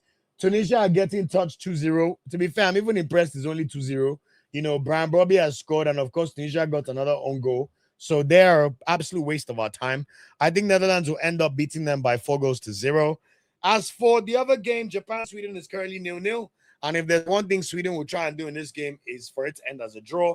Japan are pretty much locked in second place with 5 points at the moment because obviously they drew in Netherlands. They're now drawing against Sweden. Sweden, on the other hand, are very lucky they got to play Tunisia, so they've done their job already. Their goal difference is already pretty good. So the only thing that could change is if Sweden end up winning this game, Sweden will end up taking Japan's spot. So there's a world where if Sweden win this match, Gyökeres on the ball, nothing will happen. I know this my Arsenal striker. Nothing will happen. He won a corner. Thank God. So there's a world where Sweden may be Brazil's opponents if they end up beating Japan, but I think that's very unlikely. I can see this match ending in a 1-1 draw or Japan still figuring out a way to win the match 1-0. But shout out to the Swedes and their support. I think it's good for the World Cup. So that means that Sweden will likely play France and Japan will likely play Brazil. The only possible difference for them is they will shift places. If Sweden end up beating Japan, Sweden will be the ones to play Brazil. And then that means that Japan will play France. Either way, these two teams are going to play tough games. I don't think Sweden have a chance against Brazil or France. But I'll be honest, if Japan play Brazil, I already said it earlier, I think there's a world where, with the way they're organized and they play with their tactical discipline, they may touch Brazil. But honestly, the World Cup is better for the Brazil vibes. There's something about the yellow color, you know. So let's see how that goes. Apart from those two games, which I've mentioned, at 3 a.m., we see Turkey play USA. Turkey, of course, the absolute disgraces of the World Cup. So they need to just go home. Can they salvage some pride and at least win a match for their fans? We shall see. I doubt it. I think the USA will end up winning this game just like Mexico did last night. And I think it may be 2-0. But USA, don't overdo. Don't go and waste all your goals against Turkey. Then you now lose to Bosnia. use this match to create the vibes? Are there some players that need minutes that have not played enough? Can you find the balance of continuity in the team and also making sure that the squad feel well-rounded in terms of contributing to the World Cup? Those are the questions that will be asked. So I'm going to go for a 1-0 or a 2-1 USA win, although I can see this being a draw. As for Paraguay, Australia, the equation is very simple. Winner takes all. Both teams have 3 points. Both teams lost to America. Both teams beat Turkey. Of course, Paraguay have the worst goal difference because they drank 4 goals to America. But if it remains a draw, Australia will likely end up playing an Iran or a Belgium. But if it ends up going in Paraguay's favor, they will be the ones that end up playing an Iran or a Belgium, while the loser will have the pleasure of having to play Germany. So at the moment, Paraguay are scheduled to play Germany, while Australia are scheduled to play Iran or I think it's Belgium. I really spend my time going through these permutations, guys. You know, we try to make sure we bring you this quality show. Apart from when we're a little loose off the juice, which has been very rare. So yeah, those are the permutations right now. Of course, you would rather end up playing Iran or Belgium than play the Germans. So I think both teams know what they need to do in the match later today. But me personally, I do not see Australia losing this match. I have to say, you know, I think at worst Australia will get a draw. So I'm predicting a 1-1 draw, and then Australia will end up playing Iran or Belgium, while Paraguay will face a date with destiny against Alemania. And then tomorrow, 8 o'clock, we see Group I end. Norway versus France, first versus second. Winner takes all to top the group. If you win this match, I mean, if it's a draw, France top the group, by the way. But the winner of this group gets the pleasure of playing either Sweden or Japan, while the loser of that match gets to play the mighty Ivory Coast. No, Cote d'Ivoire, sorry. I've heard Ivorians say they don't like being called Ivory Coast. Cote d'Ivoire, sorry. So that's what's at stake. Do not fall for that humble Haaland gimmick saying, I don't care. France probably beat us and win the tournament. Norway are going to play ball tomorrow. They're going to come and play ball. But of course, if there's another country that packs that thing plus more, is Alele Blue, OG colonizer.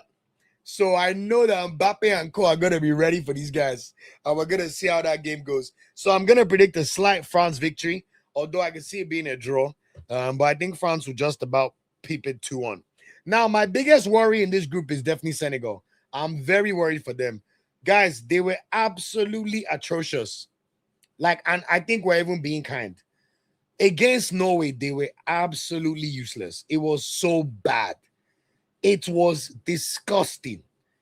And the one thing going in there, I mean, let's first say how bad it is. They have a -3 goal difference. They've conceded 6 goals in 2 games. They lost the first game 3-1, and they lost the second game 3-2. Their defense is absolutely useless. Koulibaly needs to stop playing for Senegal right now. Not tomorrow, right now. Where is Abou Diallo that won the AFCON with Senegal, not this year, but last year? Is he injured or did he fall out with the coach or something? Because he's better than Niakate. Something needs to be figured out. Edouard Mendy also, what the hell are you doing?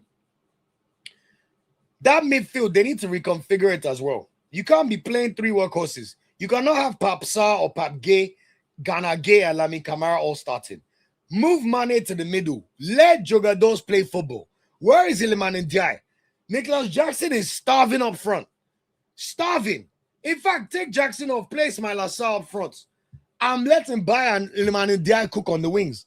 And guys, I hate to say it, but there's no guarantee Senegal can beat Iraq. On the evidence of what we saw before the World Cup, of course, Senegal should be beating Iraq. But on the evidence of what we see in this World Cup, Senegal have been the worst African side not named Tunisia.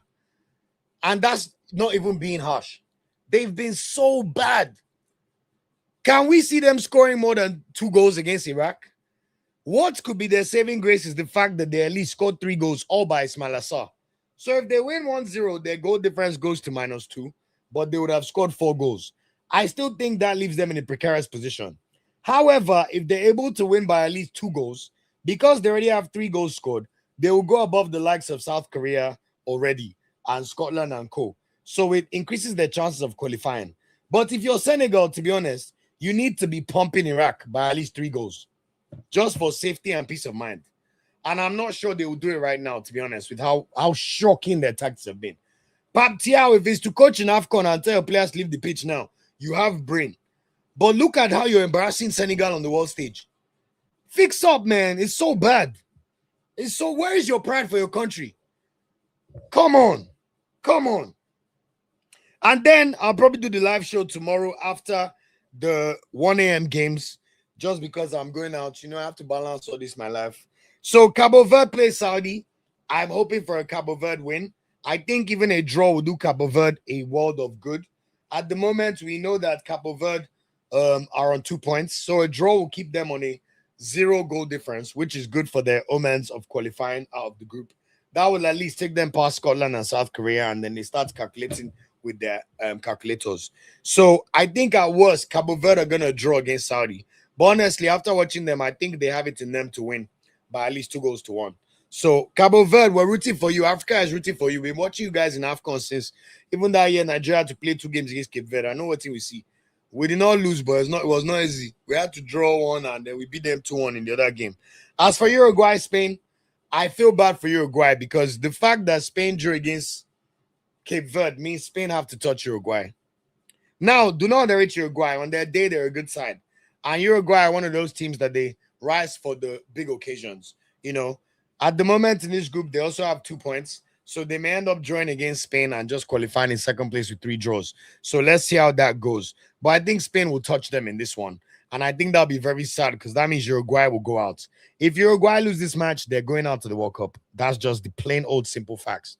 But I can see Bielsa and Uruguay finding a way to draw the match, I must say. Especially because Spain know that if they get 5 points, they're pretty much topping the group. However, if Cape Verde beats Saudi by 3-2 or 4, Cape Verde could even finish first. But I think Spain's goal difference is too high for them to drop from first as long as they draw the match. I mean, as long as they draw or win the match. So I think Spain will be fine, but I will not be surprised this ends up being a 1-1 draw. And then, of course, we have the 4 a.m. games. I'm going to actually stay up for this one because it'll be my first time of being able to watch Mo Salah properly in the World Cup at a reasonable time. You know, so they play Iran. I think that's a good game. 2 Arab teams. Egypt have won their first ever World Cup game. So, you know, all they need, they know if they just win Iran, they will top the group. And I also think if they look at their brackets, they will have an easy-ish tie against a South Korea, for example, or like an Algeria. And then they get to play America. If you're Mo Salah, Mamouche, or Zico, you know, you're not worried about America. You know, in fact, you probably love to play in that occasion and see what's possible. Yes, the USA may be a better team on paper and form, but you have the 2 best players, in my opinion, in Mamouche and Salah. So let's see how it goes. Yes, Balogun's having a great World Cup, but I don't think Balogun's body of work yet makes him a better player than Mamouche. So let's see how that game goes. As for New Zealand versus Belgium, New Zealand could actually draw this match, you know, or win the match if Belgium don't take their time. Belgium looked tired. 2 draws in their first 2 games, and now they're literally playing to end up in second place to see if they'll either end up playing Australia or a Colombia, for example. Now, the one thing I will say is Jeremy Doku is back, and now he's a father. You have to admit that Belgium has to be Doku or die. Jeremy Doku is by far their best player and the only person that's going to get them anywhere they need to go. So I think Belgium will still end up winning that game and qualifying in second place. I mean, there's a world where they could still end up finishing first if Egypt draw with Iran and Belgium beat New Zealand by 2 or 3 goals. Belgium could end up finishing first. So those are the permutations right now for us to see, and let's see how it goes. You know, but a lot of jeopardy to go into. Of course, I look forward to the brackets starting from Sunday. At the moment, I think the only officially locked-in fixtures that we know of for sure are South Africa, Canada, Netherlands, Morocco. That should not change. USA, Bosnia. That should not change. Brazil, Japan should not change unless Sweden find a winner today.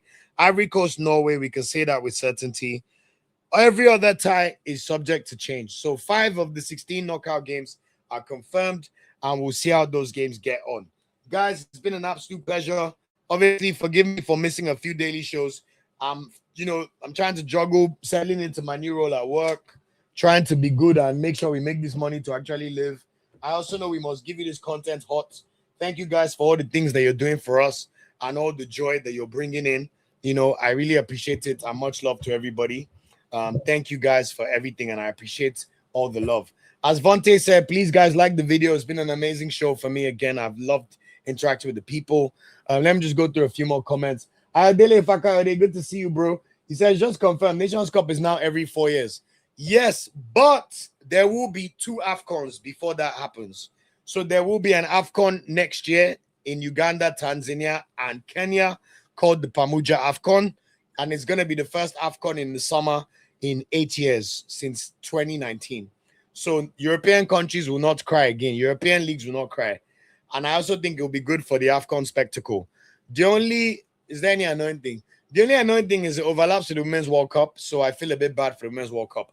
But considering how well the African teams are playing at the World Cup, I think at least in terms of viewership and people watching, we may be in for the most watched AFCON ever next year. Obviously, Eric Chelle has a resigned contract, and I've spoken many times about the fact that it's going to be played in Anglophone countries. So I think that works out in Nigeria's favor. We get to be in an environment where everybody speaks English. The culture is a bit more similar to ours than the Francophone countries. I've also been to Kenya and Tanzania recently, and the vibes are up. So honestly, next year with my annual leave, I'll try and book 2 weeks to go for the knockout games. And we already know that Nigeria, our mission is simple. Go and win AFCON. We're tired of bronze. We're tired of silver. And we need to make up for missing out on this World Cup. So let's go. And then 2028, I think it will likely end up being in Morocco or South Africa, a country that already has facilities to host. In fact, if I'm being honest with you people, unless Morocco shakara us, because they will say they are focusing on 2030 World Cup, my prediction is that the next 2028 AFCON will be Morocco. Or maybe Abidjan, one of the previous countries that have hosted it recently. You know, maybe South Africa if they can get their ducks in order. But this one that they are telling every foreigner to go out, they'll need to go and figure that one out, because right now, Pan-African relations South Africa are not looking good, it must be said. Even if it's a loud minority, it's not good enough. Something needs to happen. Idris, sorry, I've just seen your comment about Cape Verde. I hope you saw that. I think it could be a draw likely, but I believe in Cape Verde's chance of winning the game.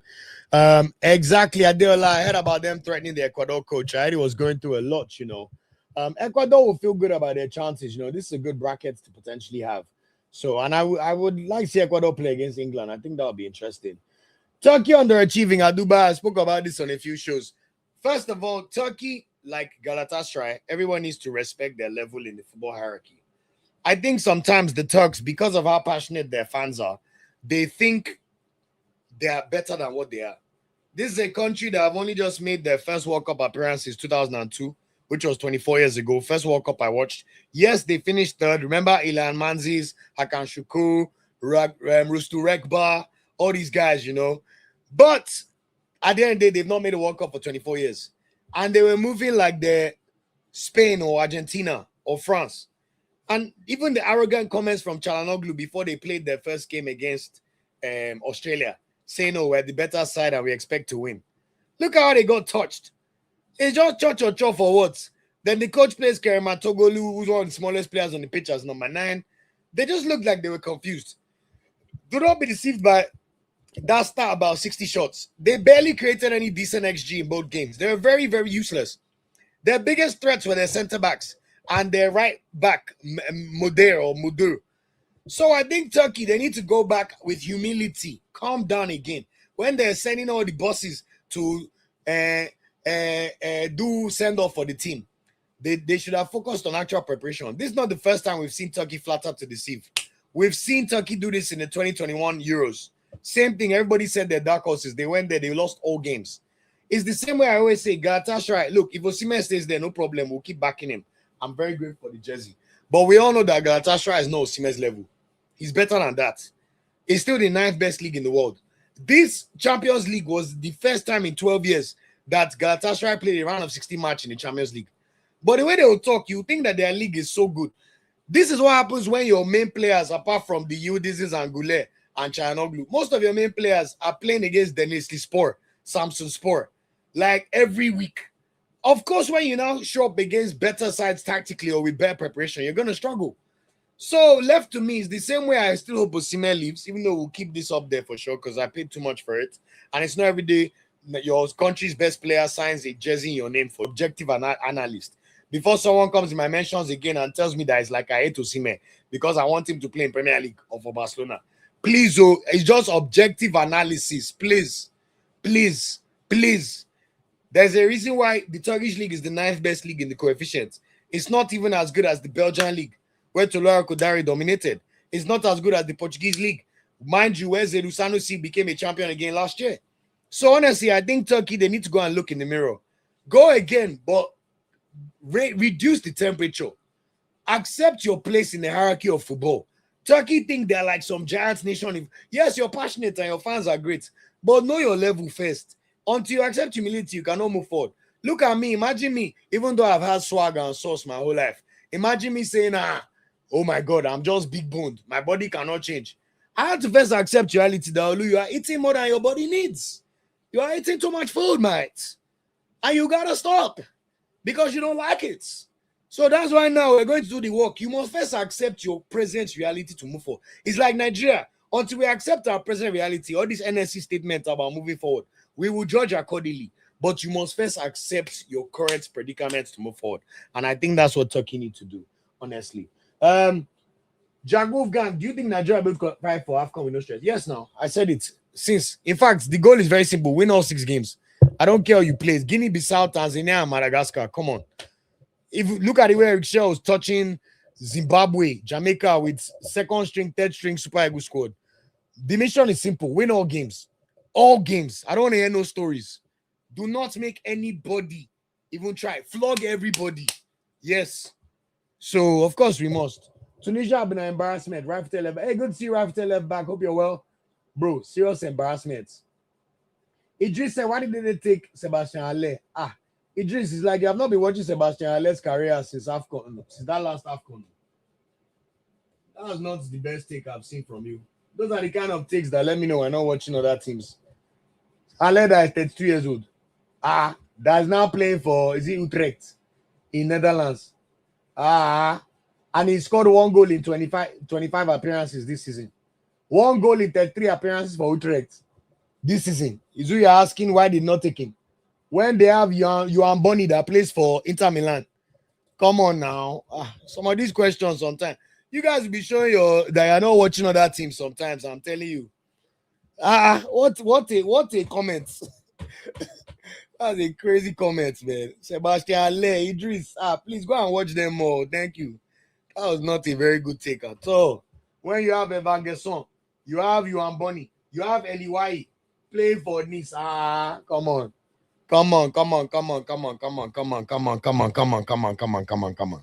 Yeah. Anyway, the answer is right there on Google. He did not deserve to be there. And he has not played well since he scored the AFCON final goal. So fair enough. Vontae, thank you lot for the good words, guys. Please like the video. Shout out to all 49 of you that have stayed here long enough. This is incredible. I thought everybody would even go away once the game started. So thank you. Brian Tawia, in the country me I live in, we respect everybody's sexuality, respect everybody's race, respect everybody's gender. Please do not put any comments that can insinuate harassment or discrimination against people's sexuality. Maybe this is the British side of me. Please, I don't play those games that Nigerians do where they are worried about who somebody else is sleeping with. Please, I do not like that comment at all. I do not see the point at all. Please, let people be who they are. We do not do that rubbish here, please. So if anybody wants to discriminate against people's race, sexuality, or gender, please do, or tribe, please do not write that nonsense on this platform. I'm begging you. I like your comments normally, but we do not like that comment. I'm going to even delete it. Please, we do not put such over here. Keep your views to yourself if that's what you feel, but we live in the Western world and everybody must be able to live the way they are. Please, we do not discriminate at all. God bless. Adela said Jackson is a waste of spots. I think if they platform him better, I could do well. I just spoke about Senegal. I think if they play well tomorrow, they need a performance to match. If they put that same nonsense they showed us recently, there's going to be a lot of problems. So let's see how they play on the pitch tomorrow, and then we take it from there. But Senegal have to qualify. In fact, I demand they qualify. They cannot be our African champions and disgrace us like this. That's left for Asia. Qatar are always Asian champions. They go and stink up the World Cup. Meanwhile, somehow Japan will always be losing in Asian Cups. It's kind of weird. It's like the same course that is doing Morocco is doing Japan and South Korea. I'm telling you. German and BBC Olutu like Begiri we do. Funny enough, that's my favorite food in the world. Amala. Don't take me to a wedding and show me the Amala spots. I can eat like two safe. Especially when I'm in Lagos. I love Amala of my life. But yeah, I haven't had Amala in like 4 months because Amala is not good for the belly. If you want to grow small muscle, you cannot chop Amala too much. Obviously, in moderation. Idris said, yes, I knew he was loaned out. Okay, amazing. I think Ivory Coast have moved past Hala. So they're also a very good example for Senegal about how to let your legends go. Thank you for winning AFCON. God bless you. But it's time to bow out. Even Pepe, until Pepe still showed he could do something, they brought him in. For 2 years, Sekofana was not in the Ivory Coast squad till he started performing again. They brought him back in. If you do not perform, bye-bye, you. And that's how it should be. And that's one thing I love about Eric Chelle. You know some players that have not performed well for Super Eagles, you have not seen them again. Aroko Dare, before we play for Nigeria again, good luck to all involved. And congrats to retire. So let's see how it goes, guys. Aduba said, you heard rumors of Eric Chelle recruiting Prosper Peter, 18-year-old striker, play for Angers in France League One. I haven't heard rumors about that yet, but I've heard of that player. To be honest, I want to see him do more. Now, the one rumor I'm sure about, because I was in the press conference where he spoke about it, I am 99% sure Eric Chelle is tracking George Lenkena in Saudi Arabia. He mentioned after the Zimbabwe game that we even had a player playing in Saudi that could have come, but I think he was injured or something happened. So I already know he's having conversations with Lenkena. So good to see that, you know. So let's see what shakes out. But Eric Chelle scouts all these players. At least that one we can say with confidence. He's looking and watching. So we'll see how that goes. But honestly, guys, bask in the joy of Eric Chelle signing that new contract. The first 25 minutes of this show today was all about Eric Chelle and Nigeria. We still know that's the thing we all love the most here. So, you know, enjoy and let's see what Eric Chelle can do for us over the next 4 years. AFCON, we must collect. Olympics, we must go far. And that World Cup, we must make up for lost times. But remember my final comment I said, NSC, NFF, what is your plan with infrastructure? It's all well and good church or join. What is the operational plan? Marketing and sales, we always look good because we can talk. What is the operations director saying? How is it going to end up being implemented? What are the steps being created? How are we going to ensure checks and balances? What is the plan? Because it is clear under this administration that the NSC is more important than the NFF. Because the NFF do not know how to also think outside the box about how to make money. That's why you can tell that Shehu Diko is the de facto leader of the Super Eagles, not Ibrahim Gusau. In fact, Mr. Olokpade is even ahead of Gusau at this point in time. Even when I was in AFCON and I went to Super Eagles training, I saw Shehu Diko there. I did not see Mr. Gusau. So, you know, we have to work with the parameters of Nigeria. But for today, let's stay positive about the things we've seen. And Nigeria, we go again. Thank you so much for the kind words, Nelson Zeno, one of our bestowed members. He said, thanks, my brother. I like the way you talk. That's really kind of you. Thank you so much. Shout out to my parents for good education. And shout out to God for everything that he's done for us on this channel. I appreciate you all. And thank you guys so much. Lord, Jebba Habib said, more like Iroko Dari, Lord. Jack Wolfgang said, is Victor Boniface coming back? I think when he gets to a place where he starts delivering for his club. Victor Boniface did not score a single goal in the 2025/2026 season for his club or country. Not a single goal. Look, I'm all for players having a personality and being themselves. But your primary job is to be a footballer. Now, I like the fact that it's funny. I like his energy. This is a player that I once watched score 21 goals for Bayer Leverkusen as they romped to the Bundesliga title unbeaten. But football does not wait for anybody. That is going to be 3 seasons ago very soon. The season after, we saw him lose his place to Patrick Schick again and score only 11 goals, and he only played 27 games for Bayer Leverkusen. Across 2 seasons, he only played 61 minutes, and last year, he only played 11 games this last season. He only played 11 matches for Werder Bremen, scored no goals, got 1 assist, which was a freak assist. Now, me, in my opinion, apart from Osimhen, there is no Nigerian striker more talented than Victor Boniface on pure skill, performance, and talent. In fact, Victor Boniface should be ideally the perfect foil for Osimhen when you look at his skill set. Obviously, we know that Akko Adams is that guy now and has taken the mantle. But the honest truth is, Victor Boniface's ceiling is so high as a striker that he just needs to find his way back. It's all well and good cracking all these jokes, all these things up and down, but I hope that he gets his mind right. I know he's dealt with a few challenging things as well. And people that always brush everything off as banter, banter, banter, banter all the time, they're usually masking something. Nobody's saying don't be funny, but there's something going on there. Me, I just wish Boniface well. He's an exceptional footballer. This is a player that should be a guaranteed 20-goal a season striker. And yet in his career, he's only done it once in that unbeaten season when Lookman scored. That's already almost over 2 years ago. So the point is, football waits for nobody. If Boniface does not get his act together, I think the saddest thing for me is how happy Bayer Leverkusen were to let him go. That tells me that there were things beyond football that we don't know. A player cannot win you the title unbeaten. A country that has never won, a club that has never won a title before, wins two trophies in a season and goes to Europa League final. A player scores 21 goals in that tournament, in that season, including 14 goals in the Bundesliga. Absolutely dominates and makes everybody happy. His celebration is known everywhere. And then the next season, he scores 11 goals. And then you take him off the pitch. And then you're willing to loan him to Werder Bremen, who's a worse side in the Bundesliga. It's like they're trying to get rid of him. Yes, we know about his failed moves to AC Milan and to Saudi because of his injury issues. But I just wish Boniface well. Let's see what happens. If he can figure it out, he'll be back to good things. So let's see what goes on.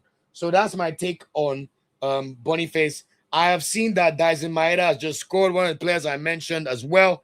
Let me just watch the goal and we'll round up the podcast. Look at the tech. You see what I'm saying? They can touch. Oh my God, what a pass. Oh, Japan. You see what I'm saying? They could touch Brazil. And mind you, by the way, Tunisia, Netherlands is now 2-1, which means that the goal difference count is what? What's the difference now?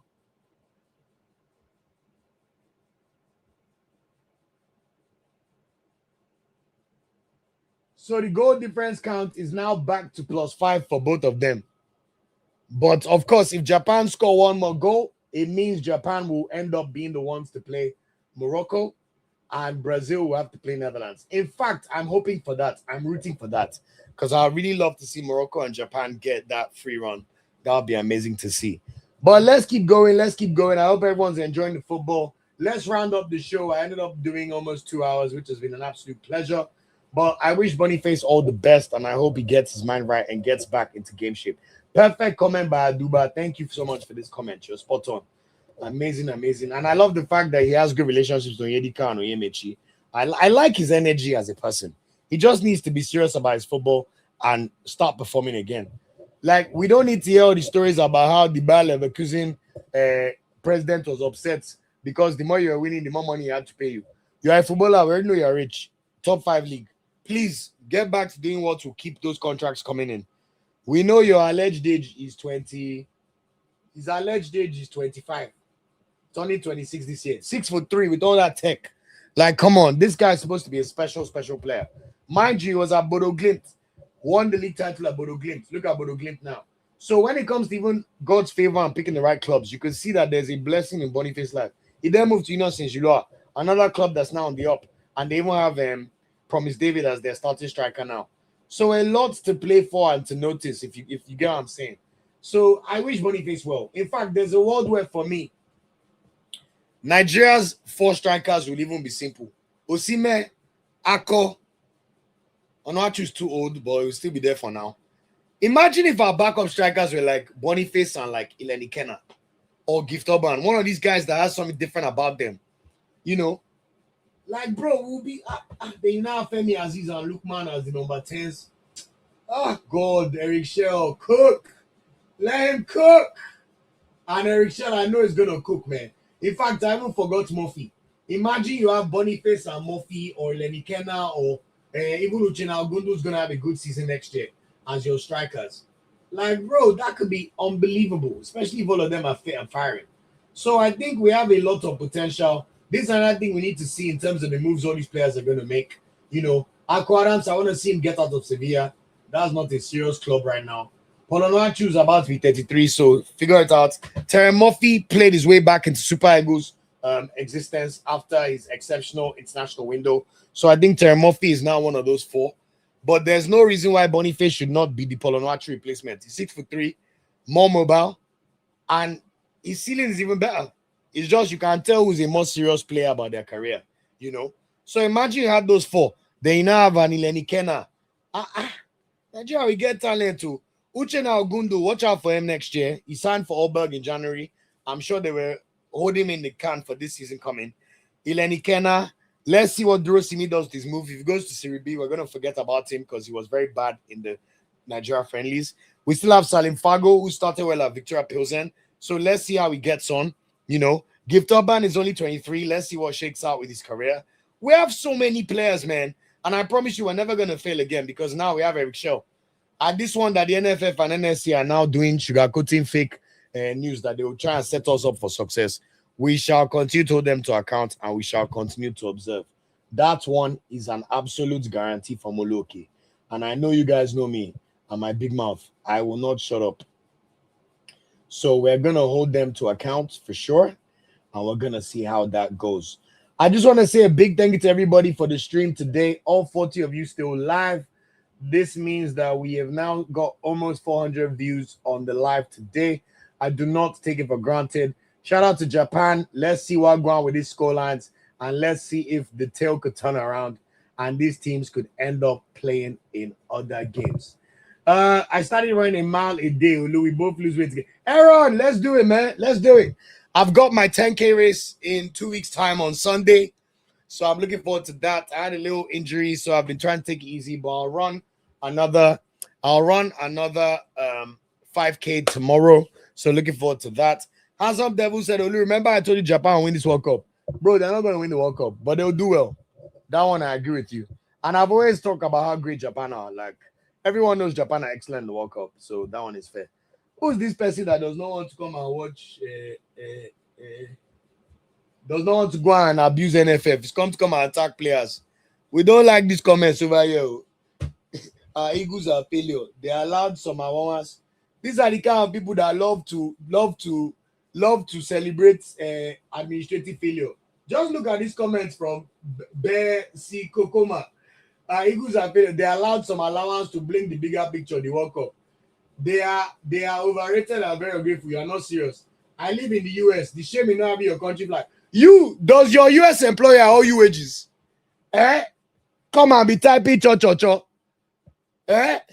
Does your employer owe you wages? Has your employer ever failed to pay your money? Has your employer ever put you in conditions that look like they're degrading you like you're under 17? Has your employer ever made you have to go and find your ticket for official visits to come and play for the national team?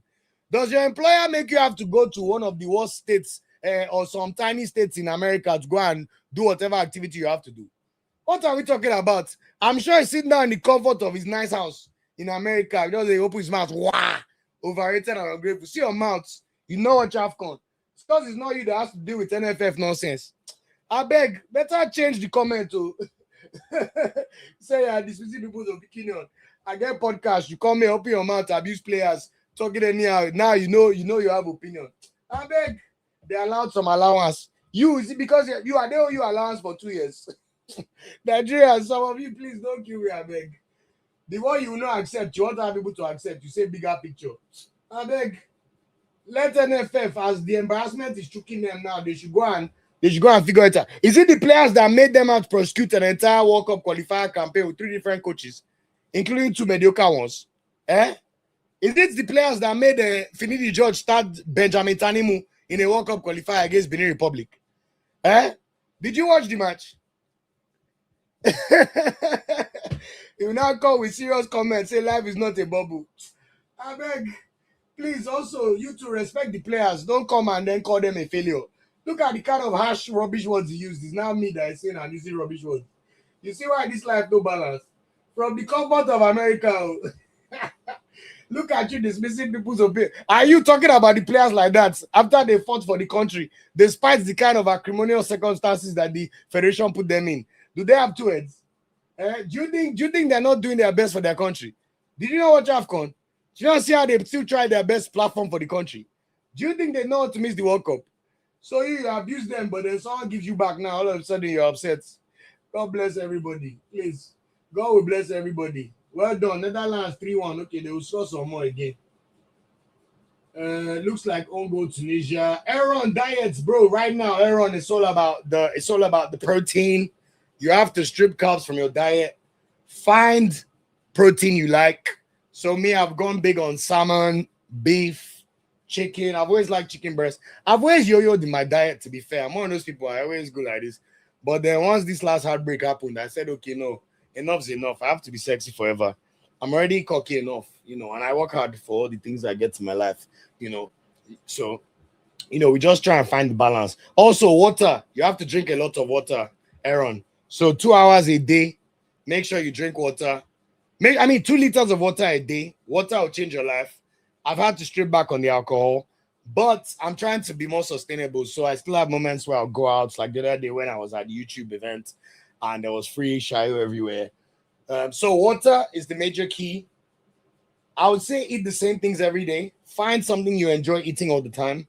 So like I said, I'll eat like salmon and mackerel with like cucumbers. Cucumbers is now my new favorite veg. Cucumbers and lettuce, because I don't really like cooking. So I like just buying the ones in the pack that you can put out. Air fryer saved my life. Anything you don't enjoy, keep it minimal. If you like to eat a lot of different foods, then maybe do that, Aaron. And then eggs are fantastic as well. Anything protein, eggs, definitely, bro. And then also steak. I know America does good steak. Steak is always a good one. So like this evening, for example, I had a steak and 2 salmon bits with cucumbers and lettuce. And then rather than putting stew, I just put like the little Nando's sauce in there. So, bro, stick to it. I promise you it works. In fact, it even works more than going to the gym. Just make sure that you walk 8,000 steps a day or 10,000 steps a day. That's the best thing that will happen. Yeah. So I hope that helps a lot, Aaron. And let me know. Please, bro, I'm all for everybody empowering themselves and getting better, So please let me know how it goes and keep you posted. I'll make sure I do that for you, yeah. So God bless you, God bless you, God bless you. You too now, Mr. Baresi. Next time, you two choose your words nicer. After you now abuse the players, you now say, no, it's not. I'm not excusing NFF. Look at how me too. I first chose my words and I was speaking nicely. Then you come with harsh words. Me too. I have sharp mouth too. But you can't now be upset at the way I spoke to you because of stuff you said. I didn't disparage your opinion. I'm defending the players because you came for them with smoke. Don't do that. Don't make yourself the victim here. Next, you can come with the more measured comments like you've done. You can look. This is even a more measured opinion. Stop disparaging your fans' opinion. We can disagree to agree. I agree, but the boys have shared. You can say they could share the blame, but you cannot say that is the same as the first comment you put there. Our Eagles are failure. Does this look like a measured comment? No, please, guys. Does this look like a measured comment? Since they want to make me look like the villain because I have big mouths. Do you think it's easy to stand for 2 hours and talk and try to have good conversations? I try my best to be respectful, but you cannot put something like this here, talk down on players, and then say, oh, they allowed some allowance. Come on, that's terrible talk. These are the kind of things the NFF and Azamen love to see. You now wrote they are all overrated and ungrateful. Is that a measured comment? No, let's think about it now. Iwobi that has finally played 100 caps for Nigeria. For the first time, they even tried to honor him. That's not a measured comment now. You cannot now be upset when we give it back. Come on. Don't do that. So next time, choose the words better, and God bless you. It's all good. Then when you now sit down back, all of a sudden, be careful, don't disparage comments, but you want to bash boost. God bless you, man. I hope we all improve. And please, I can tell you enjoy the content, so please stick around. But I promise you, if you're nice to me, I'll be nice to you. If you're nice to the players, I'll be nice to you. There's no reason we can't have a civil conversation, but you now even say you're living in USC. Of all the people, I'd even expect you to understand what they're going through better than people in Nigeria. Because you live in a certain country with certain standards. So you should understand what administration means and what it does for people. So respectfully, sir, if he's calling himself Baresi, I'm guessing he's older than me. So respectfully, sir, we can agree to disagree. So I apologize if you feel any offense, but also your words were not nice. So please be nicer to the players too. God bless you. Thank you all. Anyway, I think we can end the show there right now. It's been an absolute pleasure. Let me go watch the final 20 minutes of the game. Aaron, you're very welcome. Let me tell you something, Aaron. In fact, since you asked about it, everything you see, every time you see me drinking is water. So it's the 2 liters. I've never even seen my arms have muscle definition before in my life. So it's now sweeting me. So I'll go and do my 10K race in 2 weeks. Then I'll sign up for a half marathon because you need things that keep your motivation up, even on the days where you don't feel like doing it.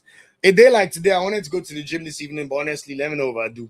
I still have to pass my probation at, the company I work for. So let me face my work. But I'll go running tomorrow and I keep just, and also give yourself grace. Don't think you're going to do everything at once, and then it goes from there. So I wish you well and let me know how it goes. But I'm telling you, even just cutting down on alcohol, like now when I go out, I may drink a G&T. I used to always laugh at the ladies and the sweeties when they'll be drinking gin and tonics in the summer. But I get it now. If you go out and you drink 10 beers, bro, you've drank like 3,000 calories in a day. But if you have, 2 G&Ts, a little razzle dazzle, just for a light buzz, maybe you've just drank 500 calories. And ultimately, it all works out. As long as you're burning more calories than you're putting into your body, you will get in shape. It's facts. Forget anybody tell you I'm big boned. Yes, some of us put on weight more or less, but you have to adapt to what your body shows you. I work from there. So if there's one thing I'll say honestly, this is the master key. Omi, H2O. I'm telling you, save my life. Fall in love with drinking water. I'm telling you, you get to a point, you'll be drinking 2 liters of water. You won't even realize why you love water so much. So good luck. Let me know how it goes, brother. Good luck to everybody. Pumpkin seeds. I've heard of pumpkins. If you must eat carbs, sweet potatoes are great carb sources. My breakfast, I always have oats, but I put some berries in it for taste, and I put a protein shake inside. And then I've started drinking soya milk rather than normal milk because it has more protein in it. If I'm feeling peckish, I would have a banana. Banana is very good for you, especially if you're doing like high running activities or in the gym, because it burns. That's why you see the tennis players, they're always eating bananas. Like Armani Fit said, water suppresses hunger as well. Also, sweet potatoes, a good salient carb that helps. So that definitely does a lot of work, bro. So, and look, if someone like me, you people know I'm not tall, like you saw in the Osimhen video. If someone like me, how can I be 5'5" and I was weighing 90 kilos? I use too much swag and big man and gift of gab because I know how to romance sweeties. But me too, I need to allow my body work for me too now, because I don't like being a hypocrite. If you're not a bad bee, I'll never date you. I like fine babes. Fine. The kind of fine that, like, if I look at her face at 2 a.m., I will still be smiling. So you cannot be a hypocrite. So figure out the balance that works for you, my bro. Don't worry, keep me updated. I did your back. In fact, I'm nowhere near done. I want to go. I'm going all the way to 6-pack, man. I'm telling you, I might as well finish the job and let's see how good it could get. Because one thing I know is whatever happens, whether it's woman or anything, as far as you focus on yourself and you're happy with yourself and you're doing things that make you happy, it blends into everything else. I've spoken on this pod before about how at the end of January, my relationship ended. I was looking for my next full-time job. Even with the things happening on the pod, it might have looked like things were not happening, but you have to find your moments of joy and things that shake you out of a slump. So whether that is fitness, my goals, apart from I always like woman, obviously, but fitness, job, podcast, those are my 3 priorities. So make sure we're good at our jobs, make sure they're happy, make sure we're in these moments where we deserve. Fitness, running, gym. That's why I put the 10K race. The day my relationship ended, I booked my 10K race. And I knew that as a Nigerian man, we don't like embarrassment. You see the way NFF, they went to go and announce this contract because they don't like embarrassment. Me too. I said, Olu, if you sign up for a 10K race, you have to show up. You're not going to, and you must show up and run the race well.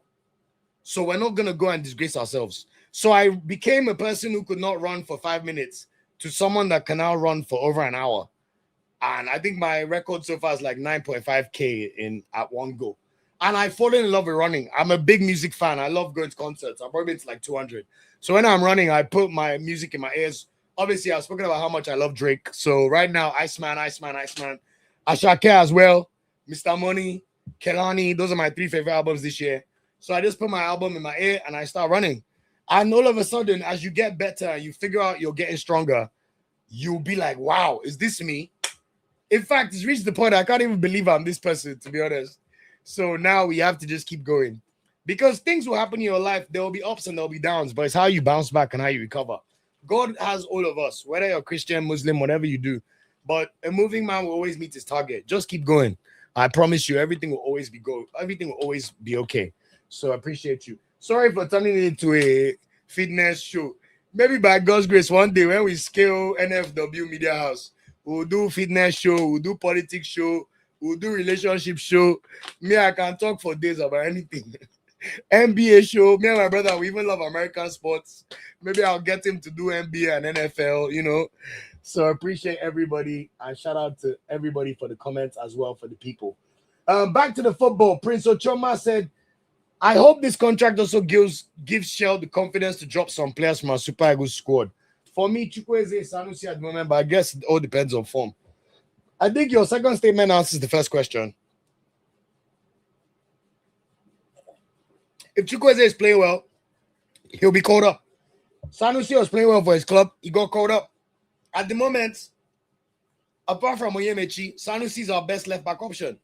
Felix Agu's been injured for a lot. And even the Christian Akman, he was all right. But, you know, Igboke was good, I must say, at the Unity Cup. But Igboke has not reached Sanusi's level now. So we'll see how it goes. So we'll take it from there. Mercy said, Olu, please, when is AFCON starting in November? So AFCON starts, the actual AFCON is next summer, June to July 2027. But AFCON qualifiers starts September 21st. FIFA have changed the rules, so we're now going to have a 3-week international window. So rather than us having 3 international windows in September, October, and November, I think there's going to be just 2, but they're going to be for 3 weeks. So we'll end up playing like 3 matches in a row or something like that. But anyway, it's all starting from September 21st. And Nigeria are in Group L. Tanzania, Madagascar, and Guinea-Bissau are in our group. Because Tanzania are one of the hosts, as long as we finish first, or if we finish second and Tanzania are first, we'll qualify for AFCON. But like I said, my plan for Chelle is simple. Win all 6 games.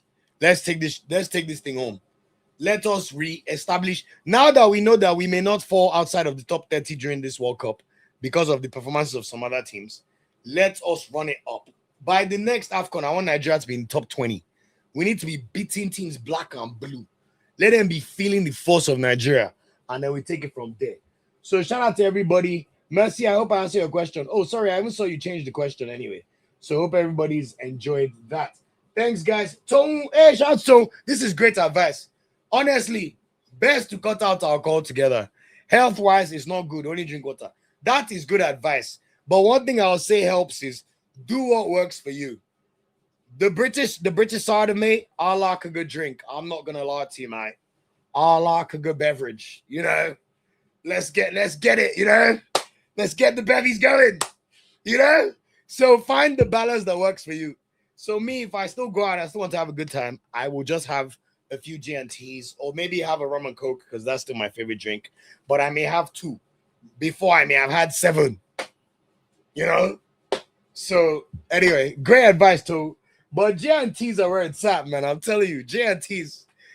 Exactly, Armani fits. You see, I won't love his handle, so he knows better than us. We can even see his body. Please, Armani fits. Maybe we should even talk. You come and do a fitness pod because I will have been taking my fitness super serious this year, you know, and it's been going well. So we keep going. You're very welcome. I appreciate you, Aaron, man. And like Armani Fit say, you don't have to cut out carbs, just in moderation, you know, because carbs are also good fuel for your workouts. So I get my carbs when I eat my oats and when I even milk has and bananas, especially for me, you know. So that's, and to make it sustainable. This is good advice from Idris, but also Itarish Energy. Say don't give up in winter. This is why I started in February. If anybody lives in the UK, you know that January, February, March, early April are not fun months in the UK. I was fighting for my life through winter. And that is why running now feels like such a breeze. I have all my winter gear. Make sure you buy, if you want to run, make sure you buy the like those tights, running tights to keep you warm. And honestly, you're good to go. So before I overturn it into a fitness pod, but I'm only fit. Don't worry, one day. In fact, just so you know, Olu and Nigeria Football Weekly, I beg, just email me so I have your email. When God decides that we're gonna make this, turn this into a media empire of some sorts, I already know who to go to because, and I love that we can see Armani Fit's picture. The evidence is there, the name is there, so the proof's in the pudding, you know. Love that. Thank you so much, guys. Okay. I think we've had a fantastic show. 2 hours. It's almost 2 a.m. here in the UK. We got work in the morning, but thankfully we get to work from home on Friday, so I can still get my 7 hours of sleep. I appreciate you guys so much. Thank you for all the support. Shout out to the super chats. Thank you for the conversation, both good and bad.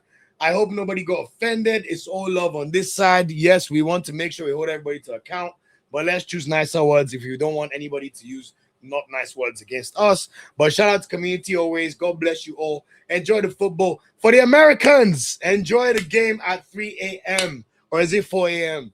I'm not gonna lie. If I was not working, I'd have stayed up to watch it, but man, we have to go again for work. So I look forward to watching the highlights of another good America performance. Enjoy the games, guys. I wish you guys all the best. Do we have any other African team playing in that group? No, I wish Australia well. I think I've mentioned on the pod that I lived in Australia for 1 year. I did an exchange year when I was at university and I went to Australia in Brisbane. So I wish the Aussies well. You could tell I have a soft spot for them because I said they won't lose to Paraguay. But, you know, we need to get the shrimp on the barbie, you know. Good luck, Australia. And good luck, America. And I shall see you all on at some point tomorrow. I cannot confirm when, but likely after the 1 a.m. games. Much love, everybody. Enjoy the weekend. And yes, knockout football is coming. And we're going to be doing that preview on Sunday for your viewing pleasure for you to see.